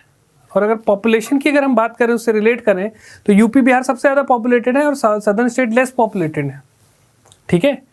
सो ये सारी चीज़ें रहती हैं। यहाँ पे कॉन्सेप्ट समझ में आ रहा है कैसे ज्योग्राफी इकोनॉमी इम्पैक्ट कर रही है और इकोनॉमी आपकी सोसाइटी इम्पैक्ट कर रही है। नॉर्थ इंडिया, यहाँ पे इकोनॉमिक एक्टिविटी क्या है? एग्रीकल्चर। एग्रीकल्चर सोसाइटी हमेशा कंजर्वेटिव रहेगी। कंजर्वेटिव सोसाइटी में आपको जो सोशियो इकोनॉमिक इंडिकेटर्स है, चाहे वो सेक्स रेशियो हो, लिटरेसी लेवल हो, सब आपको पुअर मिलेंगे। साउथ इंडिया, इंडस्ट्री यहाँ की ज़्यादा इंपॉर्टेंट एक्टिविटी है। यहाँ का जो आपका सोशियो इकोनॉमिक इंडिकेटर होगा, it is will be good, और है भी। लिटरेसी रेट केरला की बहुत अच्छी है, तमिलनाडु की बहुत अच्छी है, महाराष्ट्र की अच्छी है, राइट। तो ये चीज़ें हैं। चलिए अब बात करते हैं पॉपुलेशन ग्रोथ से ही एक थ्योरी थी, डेमोग्राफिक ट्रांजिशन थ्योरी। ये थ्योरी थी बेसिकली कैसे कैसे विद टाइम पॉपुलेशन आपका चेंज हुआ है, कैसे सोसाइटी एक एग्रेरियन सोसाइटी से, एग्रेरियन सोसाइटी जो कि आपकी, मैं क्या बताया, एग्रेरियन सोसाइटी कंजर्वेटिव होगी, लिटरेसी लेवल बहुत कम होगा। सो एक एग्रेरियन सोसाइटी इलिटरेट सोसाइटी से आपकी एक अर्बनाइज्ड पढ़ी लिखी सोसाइटी बन रही है। इस कलेक्टिव चेंज को हम बोलते हैं डेमोग्राफिक ट्रांजिशन थ्योरी। सो बोला गया है इसमें कि एक सोसाइटी जो है वो इनिशियली प्रिमिटिव टाइप की रहती है, ट्राइबल्स, इस टाइप की सोसाइटी। फिर विद टाइम उसमें सोशियो इकोनॉमिक चेंजेस आते हैं, टेक्नोलॉजिकल चेंज आते हैं, और सोसाइटी अच्छी होने लगती है, उसके इंडिकेटर्स बदलने लगते हैं, ठीक। और उसका जो पॉपुलेशन ग्रोथ है उस हिसाब से चेंज होता है। तो इसमें दो चीज़ याद रखना है, इसमें बर्थ रेट और डेथ रेट के हिसाब से ये पूरी थ्योरी बताई गई थी, right. So this theory tell us that population of any region changes from high birth rate and high death rate to low birth rate and low death rate। एक society रहेगी उसमें बर्थ रेट भी ज़्यादा रहेगा, death rate भी ज़्यादा रहेगी, और ये प्रिमिटिव ट्राइबल टाइप की सोसाइटी होती है। यहाँ से सोसाइटी विद टाइम चेंज होती है, जहाँ पे लो बर्थ रेट और लो डेथ रेट हो जाता है, ठीक। और ये ऐसे नहीं होता एक दिन में, इसमें फेजेस में होता है। तो चलो देखते हो क्या फेजेस है। ठीक है, तो अगर ये देख रहे हो यहाँ से वो सोसाइटी स्टार्ट हुई, ओके, ये है आपका क्रूड बर्थ रेट और क्रूड डेथ रेट, ओके, ये वाली एक्सिस है बर्थ रेट और डेथ रेट की, और ये एक्सिस है आपकी टाइम की। अब देख रहे हो एक सोसाइटी ऐसे स्टार्ट हुई, high birth rate high death rate है। अब क्या हुआ, डेथ रेट आपका स्टार्ट किया डिक्लाइन करना, और बर्थ रेट अभी भी देखो इनिशियली हाई है, हाई हाई है, इस पॉइंट पे आके बर्थ रेट भी डिक्लाइन करने लगता है, और इस फेज में आके बर्थ रेट भी लो है और डेथ रेट भी लो है। यहाँ पे क्या है, बर्थ रेट इनिशियली हाई है, फिर birth rate start to decline, और इस पोर्शन में डेथ रेट आपका डिक्लाइन कर रहा है। तो ये बेसिकली 3 स्टेजेस बन रहे हैं, stage 1, stage 2 and stage 3, okay. So stage 1 को बोलते हैं हाई फ्लक्चुएटिंग स्टेट, इसमें बर्थ रेट भी बहुत ज़्यादा हाई है, डेथ रेट भी बहुत हाई है, ठीक। तो ये आपकी, जैसे आपके यहाँ पे लिखा है बांग्लादेश, रेन फॉरेस्ट, ट्राइबल्स, इनकी सोसाइटी, तो बांग्लादेश को तो आप ऐसा नहीं मान सकते, ये हटा देना, क्योंकि वो भी आपका ठीक हो गया है। जो ट्राइबल सोसाइटी है, primitive tribal society, hunting gathering ये सब जो करते हैं, जो जंगलों में रहते हैं, उसमें आपको इस टाइप का स्टेज 1 मिलेगा। वर्ल्ड में ऐसा बहुत कम लोकेशन है जहाँ आपको इस टाइप की चीज़ मिलेंगी, क्योंकि मैक्सिमम लोग अब शिफ्ट कर चुके हैं स्टेज 2 में। स्टेज 2 को बोलते हैं एक्सपेंडिंग स्टेज। यहाँ पे क्या हो रहा है, देखो बर्थ रेट इनिशियली इस पॉइंट तक अगर मैं बोलूँ हाई है, देखो, ठीक है, और डेथ रेट डिक्लाइन कर रहा है। सो यहाँ पे क्या होगा, पॉपुलेशन क्या होगी, बर्थ रेट हाई है, डेथ रेट कम हो रहा है, तो ओवरऑल पॉपुलेशन बढ़ेगी, ठीक। सो जैसे आपका पेरू हो गया साउथ अमेरिका का, ये सब इस कंट्रीज इस रेंज में आती हैं। फिर इस पोर्शन, इसी एक्सपेंडिंग स्टेज का अगर आप सेकेंड हाफ देखेंगे तो बर्थ रेट भी डिक्लाइन करने लगी, डेथ रेट तो कम थी ही, तो बर्थ रेट भी कम है, डेथ रेट भी डिक्लाइन कर रहा है, ओके। सो ये आपका यहाँ पे क्या होगा, पॉपुलेशन कंट्रोल होने लगेगी, डेथ रेट भी कम है, बर्थ रेट भी कम हो रहा है, तो पॉपुलेशन कंट्रोल होना स्टार्ट होगी। मतलब लोग मेहनत कर रहे हैं कि पॉपुलेशन कंट्रोल कर लिया जाए। तो आपकी श्रीलंका, केनिया, इवन इंडिया इसमें आ जाती है, ओके। अब आता है आपका स्टेज 3, लो फ्लक्चुएटिंग स्टेट। यहाँ पे क्या है, देखो बर्थ रेट भी बहुत कम है और डेथ रेट भी बहुत कम है। ये आपके आ जाएंगे जो भी डेवलप्ड नेशन है, Canada, Japan, US, United kingdom, ये सब इस स्टेज में आते हैं, ओके। सो ये थ्योरी हम ऑप्शनल में इन डिटेल पढ़ते हैं, इसका पूरा क्रिटिकल एनालिसिस बस अभी, लेकिन जीएस के लिए हमको पता होना चाहिए यार ये एक थ्योरी होती है, इस थ्योरी ने ऐसा कंडीशन दिया, और जो कि सही बात भी है, हम देख भी रहे हैं, ओके। चलिए, तो समझ में आ गया आपको डेमोग्राफिक ट्रांजिशन थ्योरी, ठीक है। टाइम वाइज सोसाइटी कैसे चेंज होती है और उसकी वजह से पॉपुलेशन कैसे चेंज हो रहा है। अब देखते हैं कुछ पॉपुलेशन कंट्रोल मेजर्स क्या क्या हैं। जैसे आपकी हो गई फैमिली प्लानिंग, बोला जाता है कि भाई एक बच्चा की हो तो दूसरा बच्चा करने से पहले कुछ टाइम देना चाहिए, तो प्रॉपर स्पेसिंग होना चाहिए, ठीक है। Secondly, access to family planning services. Family planning के लिए जो सर्विसेज होती हैं वो आपके पास होनी चाहिए। उसमें आप क्या कर सकते हो, जैसे कोई एनजीओ वगैरह है, वो आप अवेयरनेस फैला सकते हो, लोगों के पास जाइए, उनको बताइए जो भी प्रोटेक्शन यूज़ करते हो आप, ठीक है, ये सारी चीज़ें यूज़ करना, कॉन्ट्रासेप्टिव्स, इनके बारे में उनको बताइए, ये सारी सर्विसेज प्रोवाइड करना, ओके। प्रोपेगेंडा, जो चीज़ मैंने आपको बताई, free availability of contraceptives, tax disincentives for large families. मतलब कई देश ऐसे भी हैं देखो जहाँ पे ना population policy, population control policy अलग अलग टाइप की होती है। तो एक होती है प्रोनेटल और एक होती है एंटीनेटल। प्रोनेटल फैमिली प्लानिंग पॉलिसीज ऐसी होती है जो बोलती है आप आइए बच्चे पैदा करिए, हमको ज़रूरत है, हमारी पॉपुलेशन कम है, ठीक है, तो प्रोनेटल होती हैं। जैसे आपकी जो डेवलप्ड कंट्रीज़ हैं वहाँ पे बोला जा रहा है कि प्रोनेटल पॉलिसीज़ अपनानी चाहिए, क्योंकि वहाँ की जो मैक्सिमम पॉपुलेशन है वो 50+ हो रही है, खासकर जापान वगैरह में, ठीक। वहाँ बोलता है कि आप बच्चे पैदा करो ज़्यादा से ज़्यादा, ताकि हमारे पास यंग पॉपुलेशन रहे। इंडिया के पास यही एक एडवांटेज है, हमारे पास काफ़ी बड़ी संख्या में यंग पॉपुलेशन है, जिसको बोला जाता है इंडिया का क्या, demographic dividend, demographic dividend. Okay, Japan वगैरह में ये चीज़ें नहीं है, काफ़ी बूढ़ा पॉपुलेशन हो रहा है वहाँ पे। ओके, इसके आगे चीज़ें आपको इन डिटेल बताऊंगा मैं जब हम आगे इंडिकेटर्स के बारे में बात करेंगे। एक होता है एंटीनेटल पॉलिसी। एंटीनेटल मतलब अगर ज़्यादा बच्चे, 2 से ज़्यादा बच्चे कर ले तो आपको टैक्स ज़्यादा भरना पड़ेगा, तो इसी चीज़ को बोलते हैं tax disincentive for large families. Okay, फिर जो मैंने आपको माल्थूसियन थ्योरी बताई थी थॉमस माल्थूस की, कि number of people would increase faster than the food supply. तो ये सारी चीज़ें हैं, प्रिवेंटिव चेक्स करना, राइट, कि भाई थोड़ा एब्सटेन करना कि भाई इतने बच्चे नहीं ले करना है, या फिर आपको वैसेक्टॉमी करा लो या ट्यूबेक्टॉमी करा लो तो पॉपुलेशन कंट्रोल हो जाएगा। तो ये कुछ फैक्टर्स हैं, कुछ मेजर्स हैं जो लिया जा सकता है। ओके, सबसे बड़ी चीज़ होती है इसमें अवेयरनेस। अगर आप अवेयर हो चीज़ों से सो आप पॉपुलेशन कंट्रोल कर सकते हो। बहुत ही मतलब बोला जाए तो काफ़ी लड़ाई लगवा सकता है ये वाला जो टॉपिक है। इसमें भी बहुत आता है कि नहीं यार ये नहीं, ये वाले धर्म वाले ज़्यादा बच्चे करते हैं, नहीं वो बोलेंगे नहीं ये धर्म वाले बच्चे ज़्यादा करते हैं। सो एक मेरा राघव सर के साथ ही डिस्कशन चल रहा था, उसमें हमारी यही बात चल रही थी। तो मैंने सर से भी बात करा तो हमारी बात मैच्योर हुई काफ़ी। तो एक अल्टीमेट एक चीज़ हमें समझ में आई कि कोई भी धर्म को आप रिलेट नहीं कर सकते हो कि यार ये ज़्यादा बच्चे करते हैं।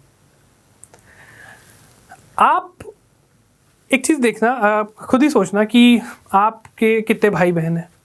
ठीक है, आप जिस भी धर्म के हो आप सोचना आपके कितने भाई बहन हैं। आपके फोर फादर जो आपके पापा थे उनके कितने भाई बहन हैं, पापा मम्मी जो भी आपके पापा हैं उनके कितने भाई बहन हैं।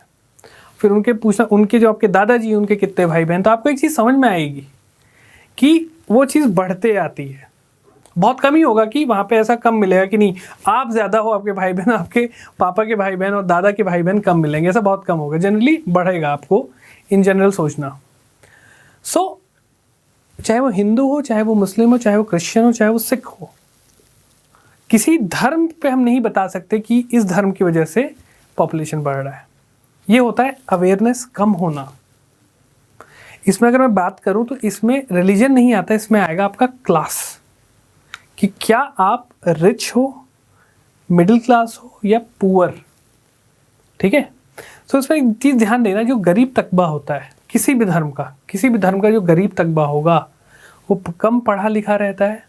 उसके दिमाग में ये चीज़ रहेगी यार मेरे पे ज़्यादा बच्चे आ जाए, ज़्यादा मैं लेबर कर पाऊँगा, ज़्यादा पैसे आएंगे मेरे पास। चाहे वो किसान हो, चाहे वो लेबर हो, चाहे वो किसी भी धर्म का हो, हिंदू, मुस्लिम, सिख, क्रिश्चियन एंड जो भी आगे, उसमें जो लोअर लेवल होगा सोसाइटी का, उसमें देखना आपको पॉपुलेशन ज़्यादा मिलेगी। जैसे जैसे आपका क्लास राइज होता है, क्लास का मतलब वो नहीं हो गया यार स्टाइल वाला क्लास, नहीं, क्लास मतलब लिविंग स्टैंडर्ड, इनकम सोर्स आपकी कितनी हो गई। ठीक, तो उसमें जब आप देखना तो जो रिच होंगे उनको पता होगा कि नहीं मुझे इतने बच्चे करने की ज़रूरत नहीं है, आपस में ना लड़ाइयाँ होने लगेंगी, तो वो क्या करेंगे, एक बच्चा है मैक्सिमम 2। बट नीचे वालों का क्या है, अरे यार ज़्यादा बच्चे पैदा करो, ज़्यादा लोग काम करेंगे, घर पे ज़्यादा पैसा आएगा। क्योंकि उसको इतना ही बस उसको सोच सकता है। ठीक है, उसको वो ये नहीं सोच पाता है कि क्या वो कैसे पैसे लेके आएगा। ठीक है, सो क्लास ज़्यादा इम्पॉर्टेंट चीज़ हो जाती है, और ये चीज़ हमें लोगों को बताना भी चाहिए। ठीक है, कुछ ऐसे जगह हैं जहाँ पे माइनॉरिटीज़ ने बहुत अच्छा पॉपुलेशन कंट्रोल कर रखा है, केरला में, और उसका रीज़न ये है कि वहाँ की जो लिटरेसी रेट है उस पर्टिकुलर रिलीजन की काफ़ी ज़्यादा है, और उन्होंने पॉपुलेशन को इस वजह से कंट्रोल कर रखा है। जिस जगह में चाहे वो कोई भी धर्म हो, वहाँ का अगर पॉपुलेशन कम पढ़ा लिखा है, कम अवेयर है, उनके बच्चे ज़्यादा रहेंगे। ठीक है, तो ये चीज़ आप थोड़ा ध्यान दीजिएगा, ये ऑब्जर्व भी करना चाहिए कि डे टू डे लाइफ में आपने भी देखा होगा, अपने लाइफ में ही बहुत लोगों से मिले होंगे, चीज़ें आपको समझ में आ जाएंगी। ठीक है, और ये चीज़ें हमें बतानी चाहिए, लोगों को थोड़ा अवेयर भी करना चाहिए। नहीं यार इतनी छोटी सोच नहीं रखनी कि हम किसी धर्म को टारगेट करें कि इस वजह से ऐसे पॉपुलेशन बढ़ रहा है। मैक्सिमम लोग कम अवेयर हैं, आप लोग सिविल सर्वेंट्स बनने वाले हैं। सो जो इंटेलेक्ट लेवल है आपका और जो एक नॉर्मल एवरेज पॉपुलेशन है, डिफरेंस होगा ही होगा यार। आपने एक साल में आपने हिस्ट्री पढ़ी, पॉलिटी पढ़ी, ज्योग्राफी पढ़ी, इंडियन सोसाइटी पढ़ा, तो आपका जो इंटेलेक्ट लेवल है, सोचने की क्षमता है, रीजनिंग पावर है, ऑब्वियसली वो एक एवरेज पॉपुलेशन से ज़्यादा होगी। तभी आप ब्यूरोक्रेट्स बनने वाले हो, तभी आप देश के लिए पॉलिसीज़ बना पाओगे। और इस टाइप की चीज़ों को हमको समझना चाहिए, ठीक है। तो ये चीज़ें थी, और भी बहुत सारी चीज़ें आएंगी इस क्लास में, मैं आपको बताते रहूँगा। चलिए अब बात करते हैं पॉपुलेशन के कॉम्पोजिशन के बारे में। ओके, सो अलग अलग इंडिकेटर्स होते हैं जो कि पॉपुलेशन के स्टेटस को बताता है, राइट। क्या पॉपुलेशन में, लेट्स से एग्जांपल आपका सेक्स रेशियो हो गया, ठीक है। सेक्स कॉम्पोजिशन क्या है, कितने नंबर ऑफ मेल्स हैं, कितने नंबर आपकी फीमेल्स है, राइट। किसी भी एक पॉपुलेशन के अंदर, किसी भी नेशन में, जैसे इंडिया में 1.2 बिलियन पॉपुलेशन है, नंबर ऑफ मेल्स कितने हैं, फीमेल्स कितनी हैं, ये भी एक बहुत बड़ा सोशियो इकोनॉमिक इंडिकेटर है। कैसे, मैं आपको आगे बताता हूँ। सो रेशियो जो होता है नंबर ऑफ वुमेन और मेन का किसी भी पॉपुलेशन में, उसको हम बोलते हैं सेक्स रेशियो। इसको ऐसे कैलकुलेट करते हैं इंडिया में, female population divided by mail population into 1000, ये आपका सेक्स रेशियो ऐसे कैलकुलेट हो जाता है। अब देखो, अगर मैं बोलूँ हर व्यक्ति, पहले से 100 व्यक्ति है, पॉपुलेशन है किसी भी एरिया का, 100 लोग रह रहे हैं, ठीक है। उन 100 में से 70 आपके मेल हैं और 30 आपकी फीमेल है। सो ये बोला जाएगा कि यार यहाँ पे फीमेल कम पैदा हो रही हैं, या कुछ और भी कंडीशंस हो सकते हैं, जैसे आपका फीमेल फीटिसाइड, फीमेल इन्फेंटिसाइड, जो कि इंडिया में भी काफ़ी प्रेवलेंट है। जो बोलते हैं ना कई बार कि मेल चाइल्ड प्रेफरेंस रहता है एक कंजर्वेटिव सोसाइटी में, राइट। वहाँ पे रहता है कि जैसे मैंने आपको बताया था, जो भी आप हमारे एग्रीकल्चरल डोमिनेंट स्टेट्स हैं, वहाँ पे एक आपका जो पेट्रियार्कल माइंडसेट होता है, जो कि चाहता है कि मेल चाइल्ड ज़्यादा हो, इसको बोलते हैं सन मेटा प्रेफरेंस भी बोलते हैं। तो इस वजह से ऐसी जगहों में आपकी फीमेल पॉपुलेशन कम होगी और वहाँ पे जो सेक्स रेशियो है आपका कम रहता है, ठीक है। चलिए आगे देखते हैं। और इस वजह से जो सेक्स रेशियो होता है एक बहुत बड़ा इंडिकेटर होता है आपकी वुमेन के स्टेटस इन दैट कंट्री, ठीक है। वुमेन का स्टेटस कैसा है वो भी दिखा देगा। जहाँ भी सेक्स रेशियो अगर आपका कम मिलता है, वहाँ पे वुमेन की जो सोशियो इकोनॉमिक कंडीशंस हैं वो अच्छी नहीं होती हैं, ये चीज़ ध्यान रखिएगा। आप इंडिया में भी देख सकते हैं, जहाँ भी सेक्स रेशियो कम है, चाहे आपका पंजाब हो, हरियाणा हो, या आपके जो भी अदर स्टेट्स हैं, वहाँ पे वुमेन का condition would be not very good. लेकिन जैसे केरला हो गया, आपके अदर सदर्न स्टेट्स हैं, वहाँ पे sex ratio is very good, और वहाँ पे वुमेन का जो सोशियो इकोनॉमिक इंडिकेटर है, जैसे लिटरेसी हो गई, वुमेन की लिटरेसी हो गई, वुमेन का लेबर फोर्स पार्टिसिपेशन रेट हो गया, या उनका एम्प्लॉयमेंट हो गया, ये सारी चीज़ें अच्छी मिलेंगी आपको। क्लियर? चलिए, सो अगर मैं वर्ल्ड के बारे में बताऊं तो वर्ल्ड का जो पॉपुलेशन है वो रिफ्लेक्ट करता है 102 मेल्स पर 100 फीमेल्स, या 100 फीमेल्स आप बोल सकते हो पर 102 मेल्स। तो लगभग सिमिलर सा है, थोड़ा सा आपका माइन्यूट कम है ये। सो अगर हाईएस्ट जो बोला जाए, हाईएस्ट सेक्स रेशियो है आपका लातविया, आपके यहाँ पे लातविया, लिथुआनिया, ये आपके जो वेस्ट यूरोप में, इस साइड में, खासकर नॉर्थ वेस्ट यूरोप में ये कंट्रीज हैं जहाँ की काफ़ी अच्छी सेक्स रेशियो मानते हैं। यहाँ पे 85 मेल्स हैं पर 100 फीमेल्स, मतलब मेल कम है, फीमेल ज़्यादा है, तो आपके पास अच्छे खासे एक मतलब ऑप्शंस भी हो जाते हैं, शादी वगैरह करना है जिनको, तो आपके पास ये रहेगा। कतर में अगर कंट्रास्ट में हम देखें तो कतर में 311 मेल्स हैं पर 100 फीमेल्स, यहाँ पे बहुत ही बुरी हालत है। तो अगर मैं बोलूँ इस रीजन में, जो आपका वेस्ट एशिया रीजन है, यहाँ पे भी सेक्स रेशियो आपका कम है। अगर आप पिछले क्लास में थोड़ा ध्यान दो तो मैंने बताया था कि डेमोग्राफिक ट्रांजिशन थ्योरी, सो उसमें बताया जा रहा था कि कैसे हम हाई बर्थ रेट और डेथ रेट से कम होते हुए लो बर्थ रेट और लो डेथ रेट पे पहुंचते हैं। और ये मैंने क्या बताया था, जहाँ पे भी बहुत ज़्यादा लो बर्थ रेट होगा और बहुत कम डेथ रेट होगी, वहाँ काफ़ी हम डेवलप्ड नेशंस में मानते हैं उनको। सो अगर आप देखें जो सऊदी नेशंस है, सऊदी अरेबिया हो गया, या फिर आपका जो अदर ईरान इराक हो गया, यहाँ पे अगर इनके हम इकोनॉमिक डेवलपमेंट की बात करें तो इकोनॉमिकली काफ़ी डेवलप्ड है ये, ठीक है। काफ़ी पैसा है, ऑयल वेल सारी चीज़ें आप देखे ही होंगे, दुबई में जो शेख वगैरह होते हैं। So money is not a big deal for them, पैसे बहुत है। लेकिन अगर वहीं पे आप उनके वुमेन के स्टेटस के बारे में बात करोगे, so it is not very good. In the sense of let's से सेक्स रेशियो हो गया, उनकी लिटरेसी हो गई, काफ़ी कम है इस रीजन में। सो इसलिए हम ये एकदम नहीं बोल सकते कि सोसाइटी अगर डेवलप की है, इकोनॉमिक डेवलपमेंट हो गया है किसी भी सोसाइटी का, तो सोशल डेवलपमेंट ऑटोमेटिकली हो जाएगा। ऐसा नहीं होता है, कुछ एक्सेप्शंस होते हैं आपके पास, ठीक है। बट जनरली बोलते हैं कि चीज़ें भी ठीक होने लगती हैं, बट हमारे पास एक्सेप्शंस भी हैं। जैसे हमने देखी आपका वेस्ट एशिया वाला पूरा रीजन, वहाँ पे पैसा बहुत है but social condition is not very good with their, ठीक। सो अगर कॉन्टिनेंट वाइज देखें तो एशिया का सबसे कम सेक्स रेशियो है। चाइना हो गया, इंडिया हो गया, सऊदी अरेबिया, पाकिस्तान, तो आपकी जो मुस्लिम डोमिनेटेड रीजन्स है ये सब आपके एशिया में आ जाते हैं। प्लस इंडिया में भी अगर ओवरऑल सेक्स रेशियो की बात करें सो थोड़ा उनका डिफरेंस है, राइट। अराउंड आई थिंक 943 है मेरे ख्याल से। अभी हम आगे देखेंगे, उसको भी देख लेंगे। अगर हम बात करेंगे यूरोप की, including Russia, where males are in minority. तो अगर मैं बात करूं मैप में, अगर आप देख पाएं इन रीजन्स की, और साथ में आपका रशिया वगैरह, यहाँ पे मेल्स आपके कम हैं, ठीक है। मेल आपके कम है, फीमेल पॉपुलेशन इज गुड। और यहाँ पे देखो, ये अगर आप बोल सकते हो कि हाँ ये रीजन डेवलप्ड भी है और यहाँ पे इकोनॉमिक डेवलपमेंट ने सोशल डेवलपमेंट भी लेके आया है। वहाँ पे पैसा भी है, सोशल कंडीशंस भी अच्छी हैं वुमेन की, वुमेन एम्पावरमेंट भी काफ़ी ज़्यादा है। जैसे आप सबने ग्रेटा थनबर्ग को ही देखा होगा, छोटी सी बच्ची और इतना बड़ा जो क्लाइमेट चेंज के लिए काम कर रही है, ये शो करता है वुमेन एम्पावरमेंट को, वुमेन का status in society is good, ठीक है। तो ऐसी चीज़ें हैं। और साथ साथ ये कर रहे हो ना आप, तो इंडिया को भी दिमाग में रखते रहा करो कि इंडिया में क्या चल रहा है, ठीक है। अभी जब हम इंडिया का पॉपुलेशन करेंगे वो सारी चीज़ें वहाँ भी मैं आपको बताऊँगा, बट चीज़ें ध्यान रखना है। तो ये बोला जाता है कि कई बार जो मेल पॉपुलेशन का डेफिसिट होता है या कमी रहती है, उसको वो इसलिए भी है क्योंकि वहाँ पे फीमेल का स्टेटस काफ़ी अच्छा है, यूरोपियन नेशंस की अगर मैं बात करूँ, ठीक है।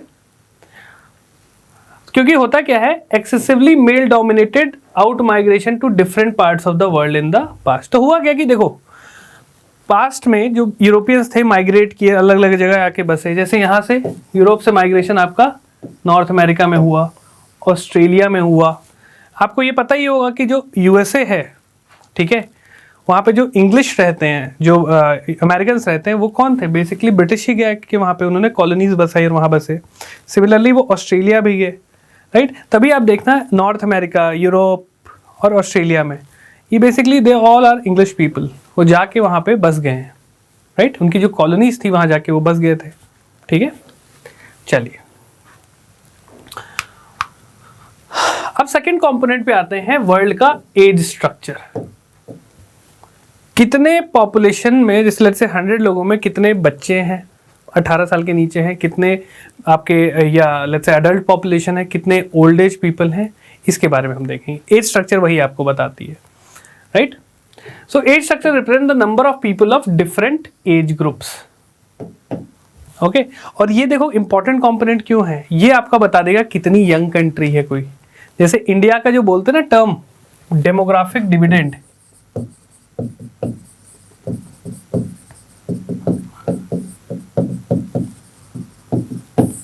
ये शो करता है कि हमारे यहाँ जो एवरेज पॉपुलेशन है, एवरेज जो एज है हमारी टोटल पॉपुलेशन की, काफ़ी यंग है, लेस देन 25 ईयर्स, ठीक है। बट कुछ ऐसे भी देश हैं जहाँ पे ये मोर देन 50 ईयर्स भी है, राइट। सो क्योंकि देखो, अगर यंग पॉपुलेशन आपके पास होगी 15 से लेट्स से 60 ईयर्स के बीच में लोग आपके यहाँ हैं, तो ये क्या दिखाता है कि आपके पास ज़्यादा वर्किंग पॉपुलेशन है और ज़्यादा लोग काम कर सकते हैं आपके यहाँ, तो आपका इकोनॉमिक डेवलपमेंट होगा। सो बहुत सारी नेशंस हैं जो इस फेज से गुजरे थे। जैसे चाइना का जो डेमोग्राफिक डिविडेंड है वो 95 के अराउंड आ चुका था, ठीक है, 1995 में। इंडिया का भी स्टार्ट हुआ है और हम पे 2040 तक ये रहेगा पूरा टाइम पीरियड। तो इसीलिए देखो, जितनी भी प्रधानमंत्री कौशल विकास योजना, स्किल डेवलपमेंट मिशन, ये सब क्यों स्टार्ट कर दिया गया अचानक से? क्योंकि हमारे यहाँ यंग पॉपुलेशन बढ़ रही है और 2040 में हम टॉप पे होंगे, पीक पे होंगे, सबसे ज़्यादा यंग पॉपुलेशन हमारे यहाँ होगी और उसके बाद हमारे में भी डिक्लाइन होने लगेगा। इसलिए उस यंग पॉपुलेशन को स्किल ट्रेनिंग ये सब देना बहुत ज़रूरी है अगर देश को बढ़ना है। अगर ये चीज़ नहीं होगी तो इंडिया में ये लोग बर्डन बन सकते हैं, क्योंकि अनएम्प्लॉयमेंट अगर रही तो इतना यंग पॉपुलेशन अनएम्प्लॉयड रहेगा तो आगे दिक्कतें होंगी। इसीलिए बहुत सारे ट्वीट्स वगैरह भी चलते रहते हैं बीच बीच में, डैश रोजगार दो हमको, रोजगार दो, ये सारी चीज़ें। ठीक है, चलिए। और देखो, अगर 60+ लोग हमारे यहाँ ज़्यादा हैं, मान के चलो किसी भी देश में 60+ पॉपुलेशन ज़्यादा है, मतलब बूढ़ा देश है, उन 60+ पॉपुलेशन को मैनेज करने के लिए, उनका ख्याल रखने के लिए हमारे पास पैसे होने चाहिए, क्योंकि वो डिपेंडेंट पॉपुलेशन बन जाते हैं। ठीक है, तो ये चीज़ है। ठीक है, चलिए। तो अगर मैं बोलूँ, अच्छा ये देखो, ये होते हैं पॉपुलेशन पिरामिड्स, राइट। तो ये अगर पिरामिड आप देख रहे हो, इसको हम बोलते हैं एक्सपैंडिंग पॉपुलेशन। जिस भी पिरामिड में जो नीचे का बेस है, अगर ये काफी ब्रॉड है, मतलब यहाँ पे बर्थ रेट वगैरह काफी ज्यादा है, और आने वाले टाइम में अगर ये जो यहाँ पे एज है, देखो ये एज ग्रुप दी हुई है, 0 से 4, 5 से 9, 10 से 14। तो अगर इस ये वाला जो रेंज है, ये आपका अगर बड़ा बेस, ब्रॉड बेस बना रहा है, मतलब यहाँ पे इस रेंज में पॉपुलेशन ज़्यादा है, और आगे चल के ये पॉपुलेशन ग्रोथ में कंट्रीब्यूट करेंगे। ठीक है, तो ये चीज़ है, right. So the age sex structure of a population refers to the number of females and males in different age group. तो ये देख लो, बीच में हमने एक काली लाइन डिवाइड की है, ये मेल पॉपुलेशन है, ये female population, right. Let's say 0 से 1 का जो ये ब्लॉक था, ये नीचे वाला, इसमें 12% मेल है और 10% फीमेल है। ठीक है, और अगर ये काफ़ी ब्रॉड है, मतलब इस पॉपुलेशन रेंज में बच्चे बहुत ज़्यादा आ रहे हैं, और यही बच्चे फिर बड़े होंगे, राइट। सो ये जो स्ट्रक्चर एक्सपैंडिंग पॉपुलेशन का, ये आपका इंडिया, जो अफ्रीकन नेशंस हैं, इनका ये शो करता है। ठीक है, क्योंकि बर्थ रेट बहुत ज़्यादा है वहाँ पे। और देखो, जहाँ भी बर्थ रेट आपका ज़्यादा हो रहा है, वो आपको दिखाएगा कि वहाँ के लोग अवेयर नहीं हैं। एक इंसान के 10-10 बच्चे, 8-8 बच्चे, उनको जो फैमिली प्लानिंग वाली सर्विसेज है वो अवेलेबल नहीं है, तभी प्लस उनकी लिटरेसी लेवल कम होगी। इसलिए जो अफ्रीकन नेशंस हैं, वहाँ पे अगर आप देखोगे, इस टाइप का पिरामिड आपको मिलेगा। तभी बोला जाता है इन फ्यूचर जो एशिया है वो स्टेबल हो जाएगी। ठीक है, Asia would stabilize, Europe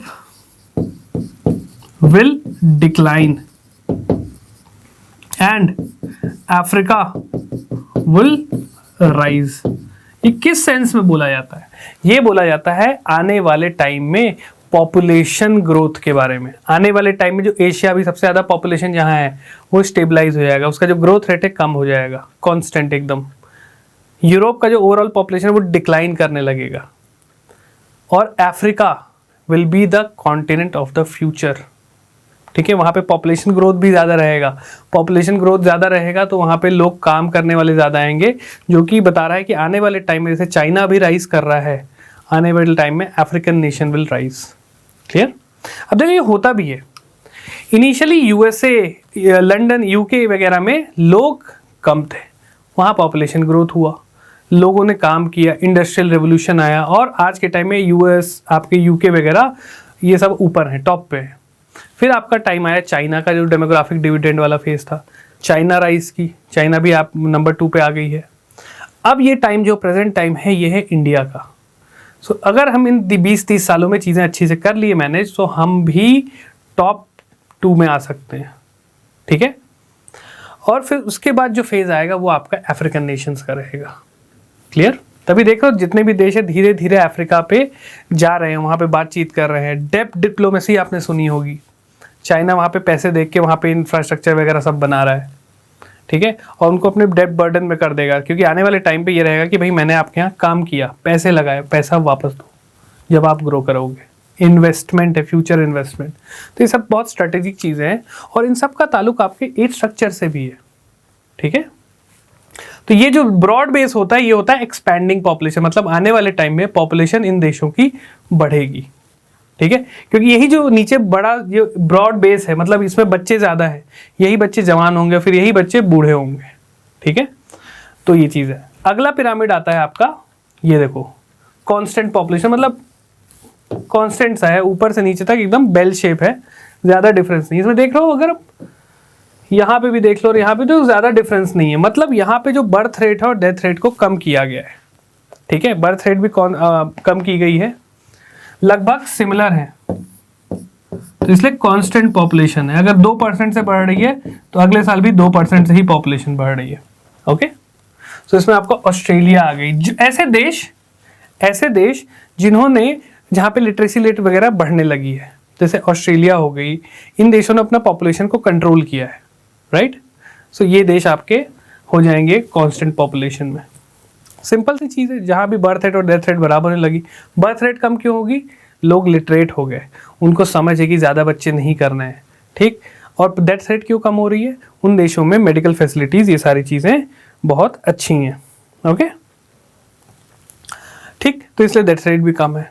so अगर मैं बोलूँ कि हाँ, जो डेवलप्ड नेशंस हैं या जो मतलब डेवलपिंग के आखिरी फेज़ में हैं, राइट, जैसे चाइना वगैरह या फिर और भी देश, उन्होंने जो ग्रोथ रेट है उसको कांस्टेंट कर ली है, ज़्यादा बढ़ नहीं रही है, ठीक है। जैसे पहले 8% से वो देश बढ़ता था, अब केवल 2% से पिछले कुछ सालों में बढ़ रहा है, ठीक। तो ये बेल शेप आपका आ जाएगा। अगला आता है जो कि बोलते हैं ये वाला शेप, डिक्लाइनिंग पॉपुलेशन। अब देख रहे हो, इसमें बेस आपका छोटा सा है और यहाँ पे एजेड लोग आपके ज़्यादा हो रहे हैं, यंग पॉपुलेशन कम पैदा हो रही है, मतलब लो बर्थ रेट,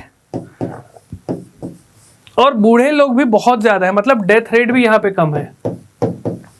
बूढ़े लोग काफ़ी लेट रेट तक जिंदा रह रहे हैं। तो यहाँ पे किस टाइप की पॉपुलेशन ज़्यादा होगी आपकी?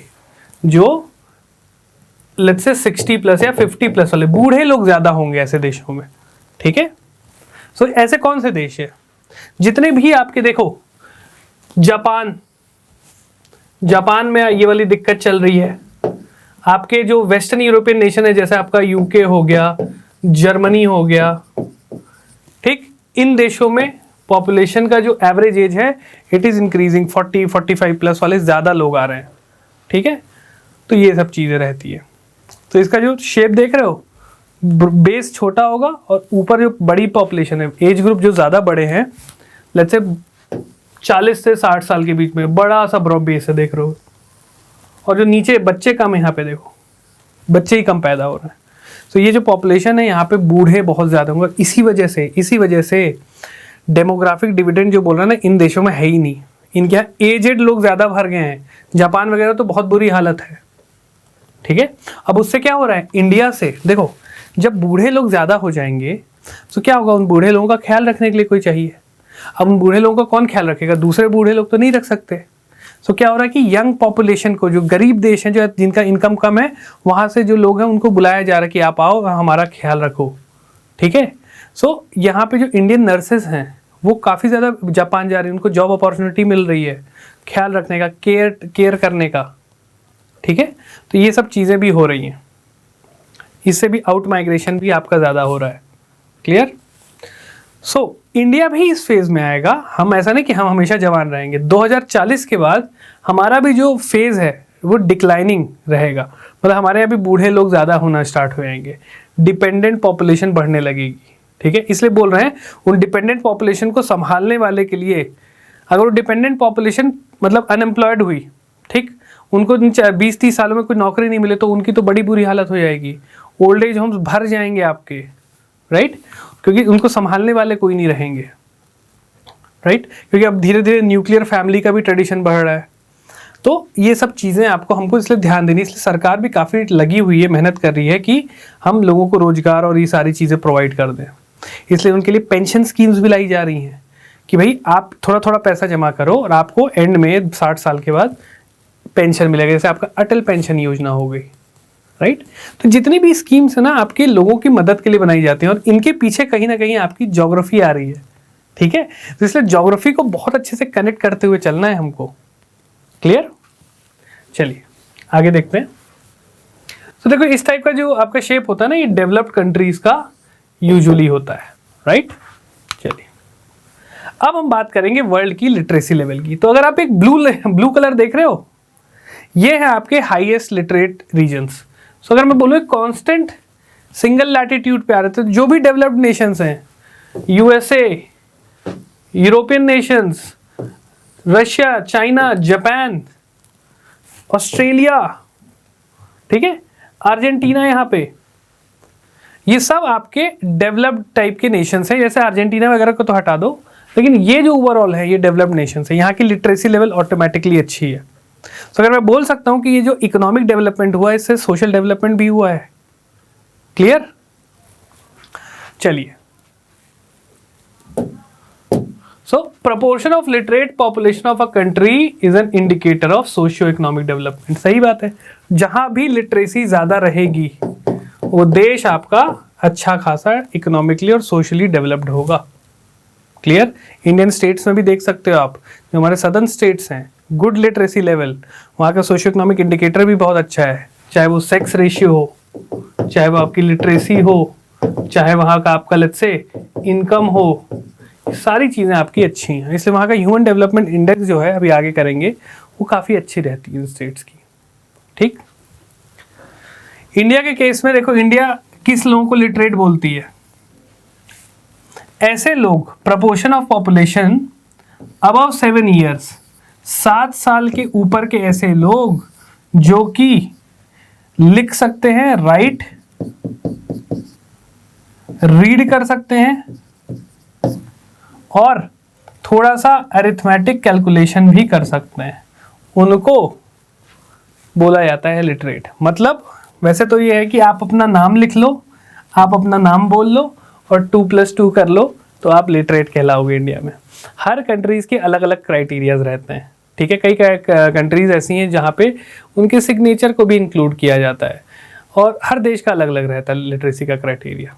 ठीक है? इंडिया में ये वाला क्राइटेरिया है। तो आप लगा सकते हो कि हमारा जो लिटरेसी लेवल है वो किस बेसिस पे हम मान रहे हैं कि कोई भी इंसान लिटरेट है कि नहीं। ठीक है? चलिए, सो अगर मैं बोलूँ कि कम, जहाँ लिटरेसी रेट कौन सी जहाँ पे कम है, सो ये देख रहे हो आप, ये जो ग्रीन वाले ये आपके जो हो गए ऑरेंज कलर, जैसे इंडिया का देखो, सो ये ब्लू वन हाईएस्ट लिटरेसी होगी, जो ब्लू कलर है। ठीक है? यहाँ देख सकते हो, इधर देख सकते हो। फिर ये जो ग्रीन वाले आपके मीडियम आ जाएंगे, मीडियम लेवल पे लिटरेसी है, राइट। ये जो ब्लैक कलर है ना, ब्लैक, ये वर्स्ट, सबसे बुरा। इंडिया वगैरह मतलब मीडियम के अराउंड, मीडियम से थोड़ा कम और वर्स्ट से थोड़ा अच्छा हम लोग परफॉर्म कर रहे हैं। तो इंडिया हो गया, जो अदर जो सेंट्रल अफ्रीकन नेशंस है वो सब हो गई। ठीक है? तो ये चीज़ है। ये रेड वेंट और बुरी हालत है इनकी, कुछ कुछ जो आपके नेशंस हैं यहाँ पे देख सकते हो। क्लियर? सो अगर मैं बोलूँ कि इस लैटिट्यूड वाले सारे अच्छे हैं, so it is a true thing. ठीक है? इंडिया वगैरह मीडियम टू लो के बीच में आते हैं। ओके, चलिए। सो आप यहाँ पे ऐसे मैप बना सकते हो आप भी चाहो तो। ठीक है? वर्ल्ड मैप बना के आपने लिखा दिया कि भाई एक बॉक्स में हाई लिटरेसी, एक में मीडियम और एक में आपने दिखा दिया कोई और ये शो बना के कि लो, ये लो लिटरेसी वाले, और इसी से आप अपना शेडिंग भी कर सकते हो। ये मैप बनाना आपको आना चाहिए। ठीक है? चलिए, अच्छा देखो, मैप बनाने में ऐसा कोई बड़ी बात नहीं है, मैं आपको थोड़ा सा शेयर कर देता हूँ। आपको क्या करना है, आपके पास जो भी आपका पेपर है उसमें आप अपना एक छोटा सा बॉक्स बना लो। ठीक है? और ऐसी चीजें लगाओ क्या जैसे थोड़ा नॉर्थ अमेरिका सा शेप लगे। ओके,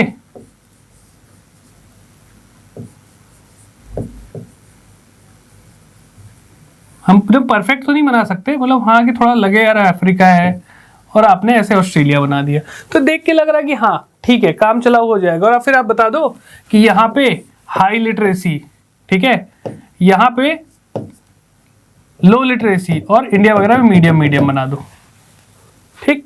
तो ऐसे आप सिंपल से अपना वर्ल्ड मैप बना सकते हो, और इसमें 10 सेकेंड 15 सेकेंड से ऊपर नहीं लगेगा जैसे भी प्रैक्टिस करोगे। मैं ये क्यों बता रहा हूँ, जो आप मेंस में आंसर राइटिंग करते हो ना, कई बार वर्ल्ड का पॉपुलेशन और सारी चीज़ें पूछ लिया गया आपसे कि कैसे इनमें रीजनल वेरिएशंस हैं, तो आप बहुत इजीली बता सकते हो मैप से। लिखना कम पड़ेगा, टाइम सेव होगा आपका। ठीक है? चलिए, सो देखिए, अगर आप एक चीज़ यहाँ पे नोटिस करो, सो जो मिडिल ईस्ट है इकोनॉमिकली बहुत स्ट्रॉन्ग नेशंस, बट अगर लिटरेसी लेवल में देखें तो नॉट सो गुड वाला हिसाब है। ठीक है? चलिए, अब हम बात करेंगे ऑक्यूपेशनल स्ट्रक्चर की। ऑक्यूपेशनल स्ट्रक्चर मतलब कितने लोग प्राइमरी सेक्टर में इन्वॉल्व हैं, कितने लोग सेकेंडरी में हैं, कितने लोग टर्शियरी सेक्टर में, राइट। सो ये जो कुछ सेक्टर्स है, एग्रीकल्चर हो गया आपका, फॉरेस्ट्री हो गई, फिशिंग एंड माइनिंग हो गई, ये सब आपके आ जाती हैं प्राइमरी एक्टिविटीज। अगला जो चैप्टर है इन्हीं पे बेस्ड रहेगा, ठीक है। मैन्युफैक्चरिंग को बोल दिया गया सेकेंडरी एक्टिविटीज, और ट्रेड, ट्रांसपोर्ट, कम्युनिकेशन इनको बोल दिया गया टर्शियरी एक्टिविटीज। तो ये 3 टाइप की एक्टिविटीज होती है, प्राइमरी, सेकेंडरी एंड टर्शियरी। सो किस देश में पॉपुलेशन का कितना परसेंट प्राइमरी सेक्टर में एंगेज है, कितना पोर्शन सेकेंडरी में है और कितना पोर्शन टर्शियरी सेक्टर में है, वो उसका ऑक्यूपेशनल स्ट्रक्चर होगा, ठीक। सो अगर इंडिया के केस में अगर मैं आपको बताऊं, सो इंडिया को हम बोलते हैं एग्रेरियन इकोनॉमी, क्योंकि हमारा एग्रीकल्चरल डोमिनेंस ज़्यादा है। लेकिन अगर आप जीडीपी में देखोगे, इंडिया का जीडीपी, सो इसमें सबसे ज़्यादा आपका सर्विस सेक्टर कंट्रीब्यूट करती है अराउंड 55%, फिर आपकी इंडस्ट्रीज और एंड में एग्रीकल्चर। बट जीडीपी कंट्रीब्यूशन के हिसाब से हम नहीं देख रहे हैं, हम देख रहे हैं कितने लोग एंगेज्ड कितने में किस में है। सो इंडिया में अभी भी मोर देन 50% लोग एग्रीकल्चर में एंगेज्ड हैं, ठीक है। ये चीज देख लो, 50% से ज्यादा लोग एग्रीकल्चर में एंगेज्ड हैं, लेकिन उसका कंट्रीब्यूशन जो जीडीपी में बहुत कम है। सो ये कहीं ना कहीं शो कर रहा है कि कुछ लोग इसमें बेमतलब का एंगेज हो रखे हैं। इसी को बोलते हैं डिस्गाइज अनएम्प्लॉयमेंट। ये सब इकोनॉमिक्स आप लोग पढ़ते ही हैं, ठीक है। तो इसको बोलते हैं डिस्गाइज अनएम्प्लॉयमेंट, राइट। सो इससे हमको उभरना है। अब ये हमको क्या करना है, हमको शिफ्ट करना है लोगों को from agriculture to other sectors, clear. तो ये चीज होती है।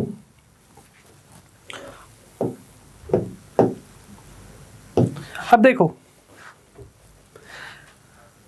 The proportion of working population जिस सेक्टर में एंगेज हो रही है, तो वैसे बोलते, देखो वैसे बताया जाता है कि ऐसे नेशंस जो सेकेंडरी टर्शरी सेक्टर और सेकेंडरी सेक्टर में ज़्यादा एंगेज होंगे, वो नेशन ज़्यादा डेवलप्ड होगा। ऐसा मतलब एक अवधारणा है जनरल, ठीक है, ठीक है। और वही चीज़ बताएगा आपका कितना अच्छा वो नेशन डेवलप कर रहा है, क्योंकि जो भी देश में इंडस्ट्रीज रहेंगी, सर्विस सेक्टर ज़्यादा रहेगा, वो ज़्यादा एम्प्लॉयमेंट जनरेट कर सकता है, वो ज़्यादा अच्छा इंफ्रास्ट्रक्चर बना सकता है, और उससे देश क्या होता है, आप पे एम्प्लॉयमेंट है, आप पे इंफ्रास्ट्रक्चर है, आप पे अच्छी इंडस्ट्रीज है, तो आप एक डेवलप्ड नेशन की कैटेगरी में आने लगते हो, ठीक है। सो जो भी प्रिमिटिव स्टेजेस में थी, याद आ रहा है प्रिमिटिव स्टेजेस वाली इकोनॉमी, वहां के लोग जनरली आपका प्राइमरी सेक्टर में ज्यादा इन्वॉल्व होंगे। कैसे? इंडिया एग्जांपल देता हूं आपको मैं। लेट्स से इंसान पैदा हुआ, ठीक, आगे बढ़ा हमारा सिविलाइजेशन पूरा। एक टाइम था यहां पे इस इंसानों ने क्या किया भाई, खेती स्टार्ट की, ठीक। एग्रीकल्चर डोमिनेंट था काफी, खेती स्टार्ट की, खाना वाना खुद के लिए बना रहे हैं, चीजें कर रहे हैं। वो देश थोड़ा और आगे बढ़ा, वहां पे आए कोई बड़े बड़े पर्सनालिटी, नेहरू जी, पटेल जी, इन्होंने बोले कि यार इंडस्ट्रीज लगाई जाए। इंडस्ट्रियल डेवलपमेंट स्टार्ट हुआ, ठीक है, इंडस्ट्रीज लगी, इंडस्ट्री में काम करने के लिए लोग चाहिए, लोग स्टार्ट हुआ काम करने के लिए, एम्प्लॉयमेंट बढ़ी आपकी, ठीक है, ठीक। अब हमारे यहाँ सड़कें बन गई, हमारे यहाँ फ्लाईओवर्स बन गए, हमारे यहाँ हाइड्रो इलेक्ट्रिक प्लांट बनने लगा। इस स्टेज में हमारे यहाँ क्या था, खेत, किसान और ये सब। थोड़ा और आगे हमारा देश बढ़ा, कंप्यूटर, आईटी सेक्टर, लोग टीसीएस का नाम सुना, ये लोग ऑफिस जाने लगे। जो लोग आज तक कभी ऑफिस नहीं गए थे, वो पैंट शर्ट ये सब पहन के कार ड्राइव करके ऑफिस जा रहे हैं।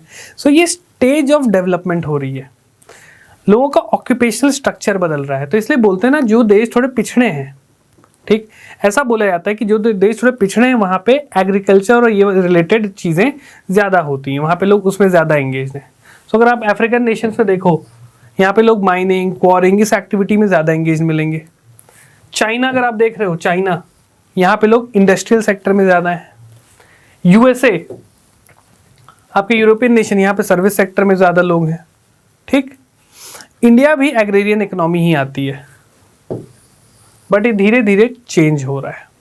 और जैसे ही हम शिफ्ट करेंगे टुवर्ड द इंडस्ट्री और सर्विस सेक्टर में, हमारा देश भी डेवलप्ड नेशन की कैटेगरी में आना स्टार्ट हो जाएगा।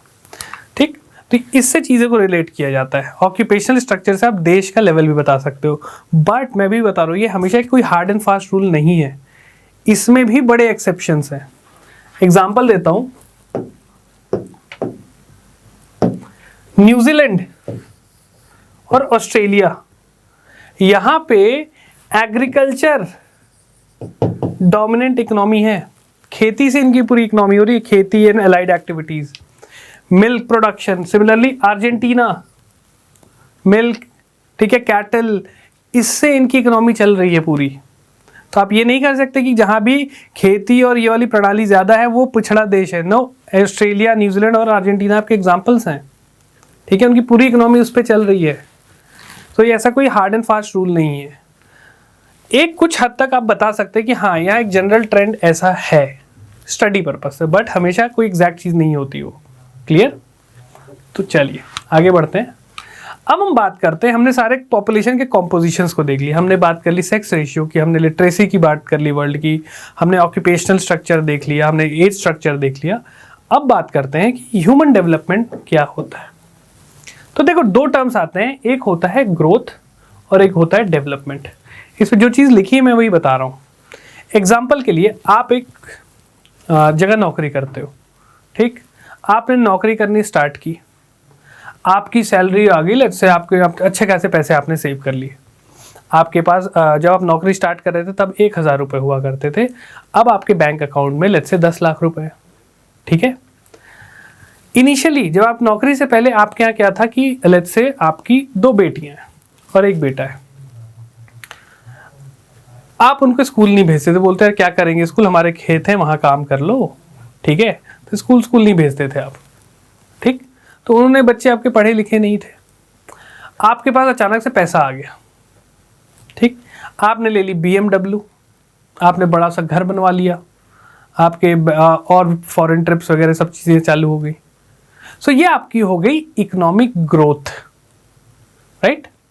बट पैसे आने के बावजूद आपके जो बच्चे हैं वो स्कूल नहीं गए, उनका लिटरेसी लेवल कम है, ठीक है। आपकी लेट्स से आप पैसे तो आ गए आपके पास, लेकिन आपका कोई ऐसा वो इन्वेस्टमेंट नहीं है, राइट, सोशल सिक्योरिटी नहीं है आपके पास। तो यहाँ पे बोलेंगे कि आपने ग्रोथ तो की है, इकोनॉमिक ग्रोथ हुआ है आपका,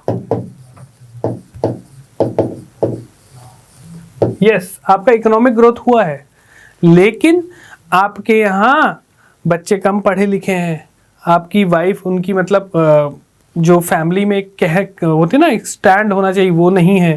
तो ये बोलेंगे आपका डेवलपमेंट नहीं हुआ है, ठीक है। आपकी इकोनॉमिक ग्रोथ तो ज़रूर हुई है, डेवलपमेंट नहीं हुआ है, ठीक।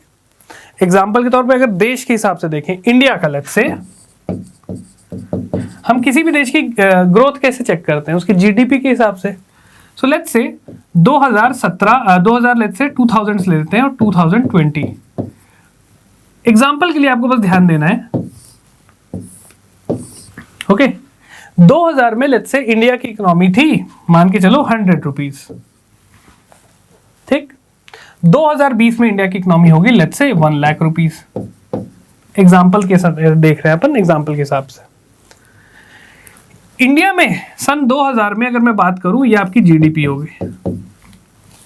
सन 2000 में इंडिया की अगर मैं बात करूं सेक्स रेशियो का, sex ratio let's say 900 females पर 1000 मेल, और 2020 में 902 फीमेल पर 1000 मेल। अगला बात करता हूं मैं लिटरेसी लेवल का।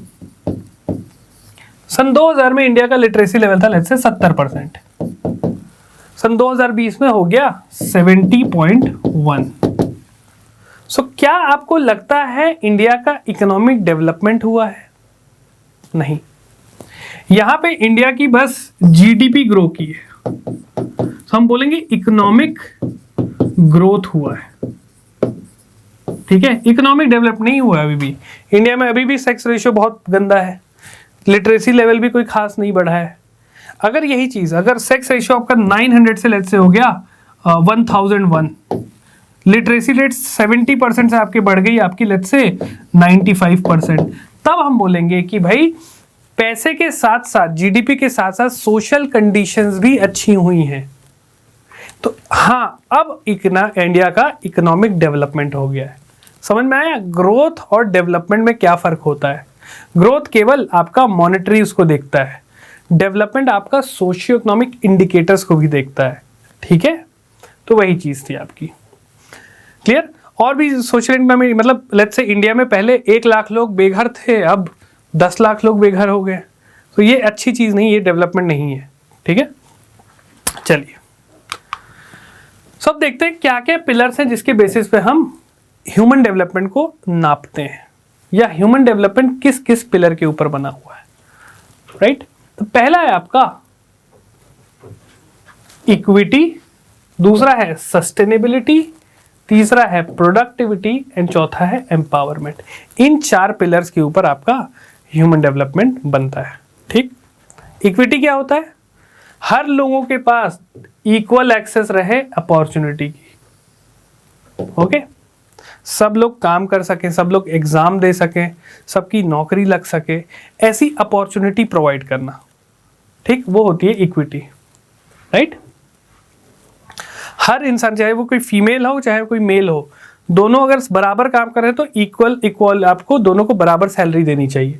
ऐसा नहीं कि वो फीमेल है तो उसको कम सैलरी, मेल है तो ज़्यादा सैलरी मिल रही है। ओके, ये चीज़ होती है इक्विटी। सस्टेनेबिलिटी, इसका मतलब होता है continuity in the availability of opportunities. इसको आप किसी भी टर्म्स में ले सकते हो।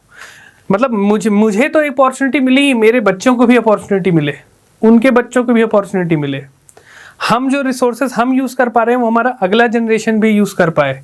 तो अलग अलग कॉन्टेक्स्ट में अगर आप देखो तो उसको बोलते हैं सस्टेनेबिलिटी। राइट? चलिए, हर जनरेशन की जो अपॉर्चुनिटी हो बढ़े, कम ना हो। क्लियर? तो उसको बोलते हैं सस्टेनेबिलिटी। तीसरा होता है productivity. It means human labour productivity in terms of human work. मतलब मैं 1 घंटे में, कोई 2 लोग हैं, एक आदमी है वो 1 घंटे में 10 बॉटल्स बना ले रहा है, एक जगह एक आदमी 5 मिनट में 10 बॉटल्स बना ले रहा है। तो कौन ज़्यादा प्रोडक्टिव हुआ? ऑब्वियसली बात है, टाइम के फ्रेम में अगर देखें तो जो 5 मिनट में 10 बना ले रहा है। राइट? मतलब ऐसी ही चीज़ें करनी कि भाई अगर किसी को पढ़ाया लिखाया गया है तो वो प्रोडक्टिव चीज़ें करे। राइट? तो उसी को बोलते हैं प्रोडक्टिविटी। ठीक है, अपनी कैपेसिटी बिल्डिंग करना, लोगों को स्किल डेवलपमेंट। कोई अगर इंसान पढ़ा लिखा है उसको स्किल प्रोवाइड करके उसकी जॉब लगवा दो। ठीक है, उसकी जॉब लग गई। ये चीज़ें होती है प्रोडक्टिव चीज़ें करना, वो नेशन के डेवलपमेंट में हाथ बटा सके। क्लियर? चलिए, चौथा होता है एम्पावरमेंट। एम्पावरमेंट क्या होता है? मैं अगर मुझे गाड़ी खरीदनी तो मैं अपनी गाड़ी खरीद सकूं, मुझे इस ग्राउंड में खेलना तो मैं उस ग्राउंड में जाके खेल सकूं, मेरे पास चॉइसेस हों। ठीक है, ऐसा नहीं कि नहीं तुम स्कूल में नहीं जा सकते, तुम केवल इसी स्कूल में जा सकते हो। तो ये एम्पावरमेंट नहीं है। क्लियर? आपके पास चॉइसेस हैं, वो आप ले सकते हो उन चॉइसेस को, वो होता है एम्पावरमेंट। जैसे अगर वुमेन एम्पावरमेंट की बात करें, वुमेन के पास इनिशियली पहले के टाइम में चॉइसेस नहीं होती थी। आपको इतने टाइम में आपकी शादी हो जाएगी, इतने टाइम में बच्चे करने, इतने टाइम में ये चीज़ें। तो उस टाइम वुमेन के पास चॉइसेस नहीं थी, इसलिए बोलते थे उस टाइम वुमेन की कंडीशंस अच्छी नहीं थी। धीरे धीरे धीरे नेशन डेवलप हुआ, सोशो इकोनॉमिक कंडीशंस अच्छी हुई, तो वुमेन के पास चॉइसेस आने लगी कि आपको शादी कब करनी है आप डिसाइड करो, आपको कब बच्चे करने हैं वो आप डिसाइड करो। तो ये होता है चॉइसेस मिलना इज एम्पावरमेंट। क्लियर? ऐसे कोई रैंडम चॉइस है नहीं कि भाई आप मर्डर करने चले जाओ, चॉइस है हाँ मैं मर्डर कर देता हूँ, ये आपका एम्पावरमेंट नहीं होता है। ठीक है, वो क्राइम होता है। तो आपका ये ऐसे एम्पावरमेंट कौन करेगी? सरकार, good governance, people oriented policies. Right? तो ये आपकी एम्पावरमेंट को प्रमोट करती है। क्लियर? अब इन्हीं फैक्टर्स को लेके हम अगला कॉन्सेप्ट देखेंगे ह्यूमन डेवलपमेंट की अप्रोचेस का। किस चीज को आप बोलोगे ह्यूमन डेवलपमेंट हुआ है? तो इसमें अलग अलग अप्रोचेस थे, अलग अलग लोगों ने दिया था। पहला था आपका इनकम अप्रोच। तो पहले लोग बोलते थे कि भाई जिसके पास ज़्यादा पैसा वो उतना बढ़िया ह्यूमन डेवलपमेंट उसका होगा। बट वेस्ट एशिया आपको दिख ही रहा है, सीरिया, डमास्क, आपका जो Israel, Iran, Iraq, political unstable, ISIS, आतंकवाद, ये सब चीज़ें हो रही हैं।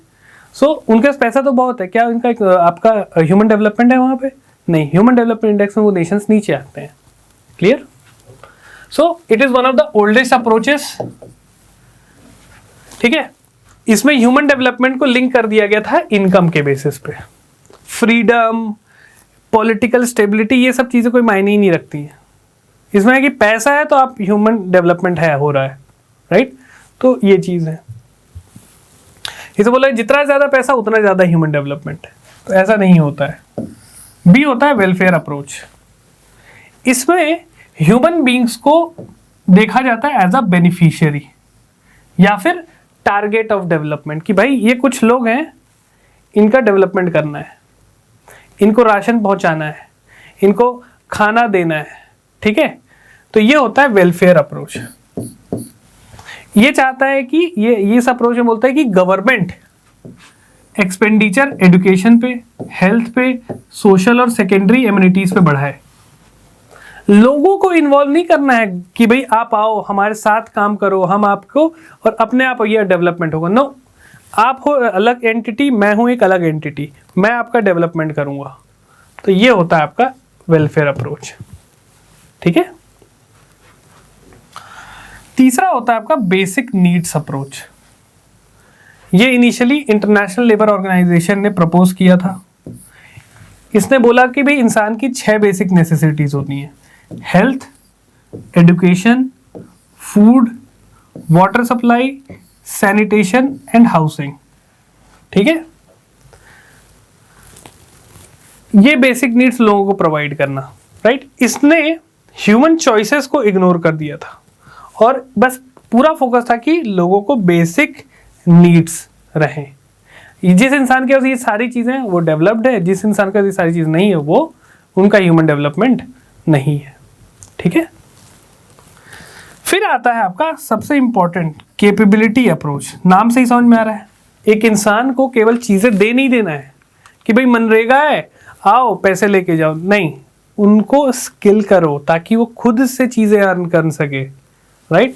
तो ये आपका professor Amartya Sen, Nobel laureate है हमारे प्रोफेसर अमर्त्य सेन, उन्होंने बोला था कि लोगों की कैपेसिटी को बिल्ड करिए, उनको एजुकेशन प्रोवाइड करिए, उनको स्किल ट्रेनिंग दीजिए ताकि वो खुद से रोजगार बना सकें। और इसी की वजह से हमारे यहाँ स्टार्टअप काफ़ी तेज़ी से बढ़े हैं, क्योंकि स्किल फोकस हो रहा है, कैपेबिलिटीज़ बढ़ाई जा रही हैं लोगों की। तभी एक गरीब सी आदमी एक स्टार्टअप खोल के अमीर बन गया और वो 10 लोगों को और नौकरी पे रखा है। ये होता है कैपेसिटी बिल्डिंग करना, कि आप सेल्फ एम्प्लॉयमेंट स्टार्ट करें और लोगों को एम्प्लॉयमेंट दीजिए। तो स्टार्टअप जो है ये सारी चीज़ें इसी के अंदर आती हैं। ठीक है, तो ये कुछ अप्रोचेस हैं ह्यूमन डेवलपमेंट के, आपको ध्यान रखना है, राइट? कि किसमें क्या क्या बेसिक चीज़ें होती हैं। नाम से ही क्लियर है, इनकम बेसिस पे, वेलफेयर बेसिस पे, ठीक है, बेसिक नीड्स के बेसिस पे और कैपेसिटी बिल्डिंग के। सबसे अच्छा क्या लग रहा है आपको? देखो, ऐसा आप नहीं बोल सकते कि यार ये केवल यही करो, नो, ऐसा नहीं है। आपको एक मिक्सचर चाहिए। इसको तो आप इग्नोर कर सकते हो, बट इनको आप इग्नोर नहीं कर सकते। लोगों का वेलफेयर भी करना है। अगर किसी का कैपेसिटी बिल्डिंग करनी है तो उसको पहले बेसिक सपोर्ट तो दो यार। तो सरकार बेसिक सपोर्ट देगी, फिर वो उसके ऊपर है कि वो कैपेसिटी कैसे अपनी बिल्ड करेगा। क्लियर? तो एक मिक्स होना चाहिए, प्रॉपर मिक्सचर होना चाहिए चीज़ों का। क्लियर? चलिए अब देखते हैं ह्यूमन डेवलपमेंट को कैसे मेजर किया जाता है। ठीक है, सो ह्यूमन डेवलपमेंट इंडेक्स है जो कि मेजर करता है ह्यूमन डेवलपमेंट को। पूरे देश, पूरे वर्ल्ड के जितने भी देश हैं उनका HDI इंडेक्स में रैंकिंग बनती है कि नंबर 1 पे कौन है, नंबर 2 पे कौन है, नंबर 3 पे कौन है। तो ह्यूमन डेवलपमेंट इंडेक्स रहता है। ठीक, इस इंडेक्स में 3 पैरामीटर्स होते हैं, ध्यान रखिएगा: health, education and access to resources. Okay, so health indicator में क्या रहता है? हेल्थ इंडिकेटर में रहता है कि लाइफ एक्सपेक्टेंसी एट बर्थ, कितने इंसान या कितने बच्चे पैदा होके एक अच्छा जीवन गुजार लेते हैं। ठीक है, ज्यादा लंबा जिएंगे, ठीक है, मतलब उनके ज़्यादा अच्छा जीवन रहेगा, हेल्दियर, कि उनके पास अच्छी फैसिलिटीज़ होंगी, मेडिकल कंडीशन अच्छा होगा, तो वो सोसाइटी को दर्शाएगा कि हाँ एक अच्छी सोसाइटी, एक अच्छा नेशन है जहाँ पे लोग हेल्दी जीवन जी रहे हैं। क्लियर? दूसरा है आपका एजुकेशन इंडिकेटर। एजुकेशन इंडिकेटर में अडल्ट का लिटरेसी रेट कि 18+ कितने लोग पढ़े लिखे हैं, और साथ में ग्रॉस एनरोलमेंट रेशियो, कितने % बच्चे एनरोल्ड हैं किसी स्कूल में, वो आपका दिखाएगा एजुकेशन इंडिकेटर। ठीक है? क्या पढ़ा रहे हैं, कितना आता है, उससे वो मतलब नहीं है। कितना एनरोलमेंट हुआ है, कितने लोग लिटरेट हैं, अलग अलग देश की क्राइटेरिया भी अलग होती है। किसी देश में चलो मान लो क्राइटेरिया कि बच्चा ए लिख सकता है तो वो है लिटरेट। ठीक है? तो ऐसी चीज़ें हैं। एंड तीसरा है आपका एक्सेस टू रिसोर्सेज, जिसको मेजर किया जाता है purchasing power parity, PPP, purchasing power parity. कितना चीज़ों का एक्सेस है आपके पास, क्या आप इजीली सब्जी खरीद पा रहे हो, कितना आप इजीली दूसरे देश का कंपैरेटिव आप दूध खरीद पा रहे हो, इसके बेसिस पे। तो ये 3 ब्रॉड इंडिकेटर्स हैं, और इसी के बेसिस पे अलग अलग पॉइंटर्स दे दिए जाते हैं, नंबर दे दिए जाते हैं, और उसका एक एवरेज लेके आपका दे दिया जाता है कि इतना नंबर आपका है। ठीक? और सारे देशों को ऐसे दे दिया जाता है नंबरिंग। फिर जिसका स्कोर अच्छा है उनको नंबर 1 पे रखते हैं, जिनका स्कोर बुरा है वो नीचे आ जाते हैं। ठीक? तो अगर मैं बोलूं कि इंटरनेशनल अगर कंपैरिजन किया जाए HDI के बेसिस पे, तो देख रहे हो जो ग्रीन कलर है, these are high, green is high human development, high HDI ले लो। येलो आपका मीडियम, और रेड आपका मतलब लो टू मीडियम में, लो टू मीडियम, और जो ग्रे है, ग्रे ये पुअर। सो इंडिया आता है मीडियम टू लो के रेंज में। ठीक है? सो अगेन देख रहे हो इसी लैटिट्यूड पे लगभग हाई और मीडियम वाले आ जाते हैं। ठीक? तो एक वही चीज़ है कि भाई क्लियर नॉर्थ साउथ डिवाइड है। जो नॉर्दर्न हेमिस्फीयर वाली कंट्रीज़ हैं वो हर चीज़ में बहुत अच्छी हैं, चाहे सेक्स रेशियो हो, चाहे एजुकेशन हो, चाहे वो इकोनॉमिक डेवलपमेंट हो, सारी चीज़ों में नॉर्थ वाली ज़्यादा अच्छी हैं, और सदर्न वाली आपकी वो पीछे रह जाती हैं, एक्सेप्ट ऑस्ट्रेलिया। ठीक? तो एक आप किसी भी आंसर में लिख सकते हो कि there is a clear north south divide on the basis of let's say economic और ह्यूमन डेवलपमेंट, राइट?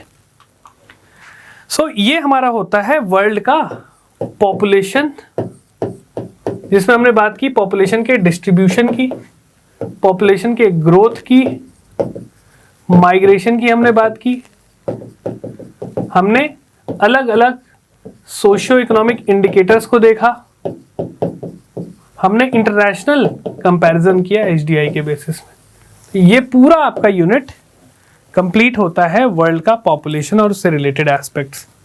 अगले चैप्टर में, अगले सेशन में हम कवर करेंगे वर्ल्ड की different type of activities, primary activities, जैसे वर्ल्ड में कहाँ कहाँ किस टाइप की खेती की जाती है, वर्ल्ड की इंपॉर्टेंट इंडस्ट्रीज वगैरह को थोड़ा फोकस करेंगे, राइट? और डिफरेंट टाइप की एक्टिविटीज देखेंगे। ठीक है? और फिर ये जब आपका वर्ल्ड कंप्लीट हो जाएगा तो इन्हीं चीज़ों को हम इंडिया पे अप्लाई कर देंगे। इंडिया का पॉपुलेशन, उसके प्रॉब्लम्स, उसकी जो भी चीज़ें इंडिकेटर्स वो फोकस करेंगे, फिर इंडिया की इंडस्ट्रीज, मिनरल्स, ये सब चीज़ें देखेंगे। ठीक है? So I think this is all from my side today. अब अगले सेशन में आपसे मिलता हूँ। Till then have a great day. Bye. Hi, अगर आपको ये लेक्चर पसंद आया तो हमारे चैनल को सब्सक्राइब कीजिए, और अगर आप UPSC 2021 के प्रीलिम्स के लिए सीरियस हैं तो हमारा क्रैश कोर्स जरूर ज्वाइन कीजिए। कोर्स की डिटेल्स आपको हमारी वेबसाइट, जिसका लिंक डिस्क्रिप्शन सेक्शन में होगा, उस पर मिल जाएंगी। नहीं तो आप हमें कॉल कर सकते हैं नीचे दिए गए नंबर पर।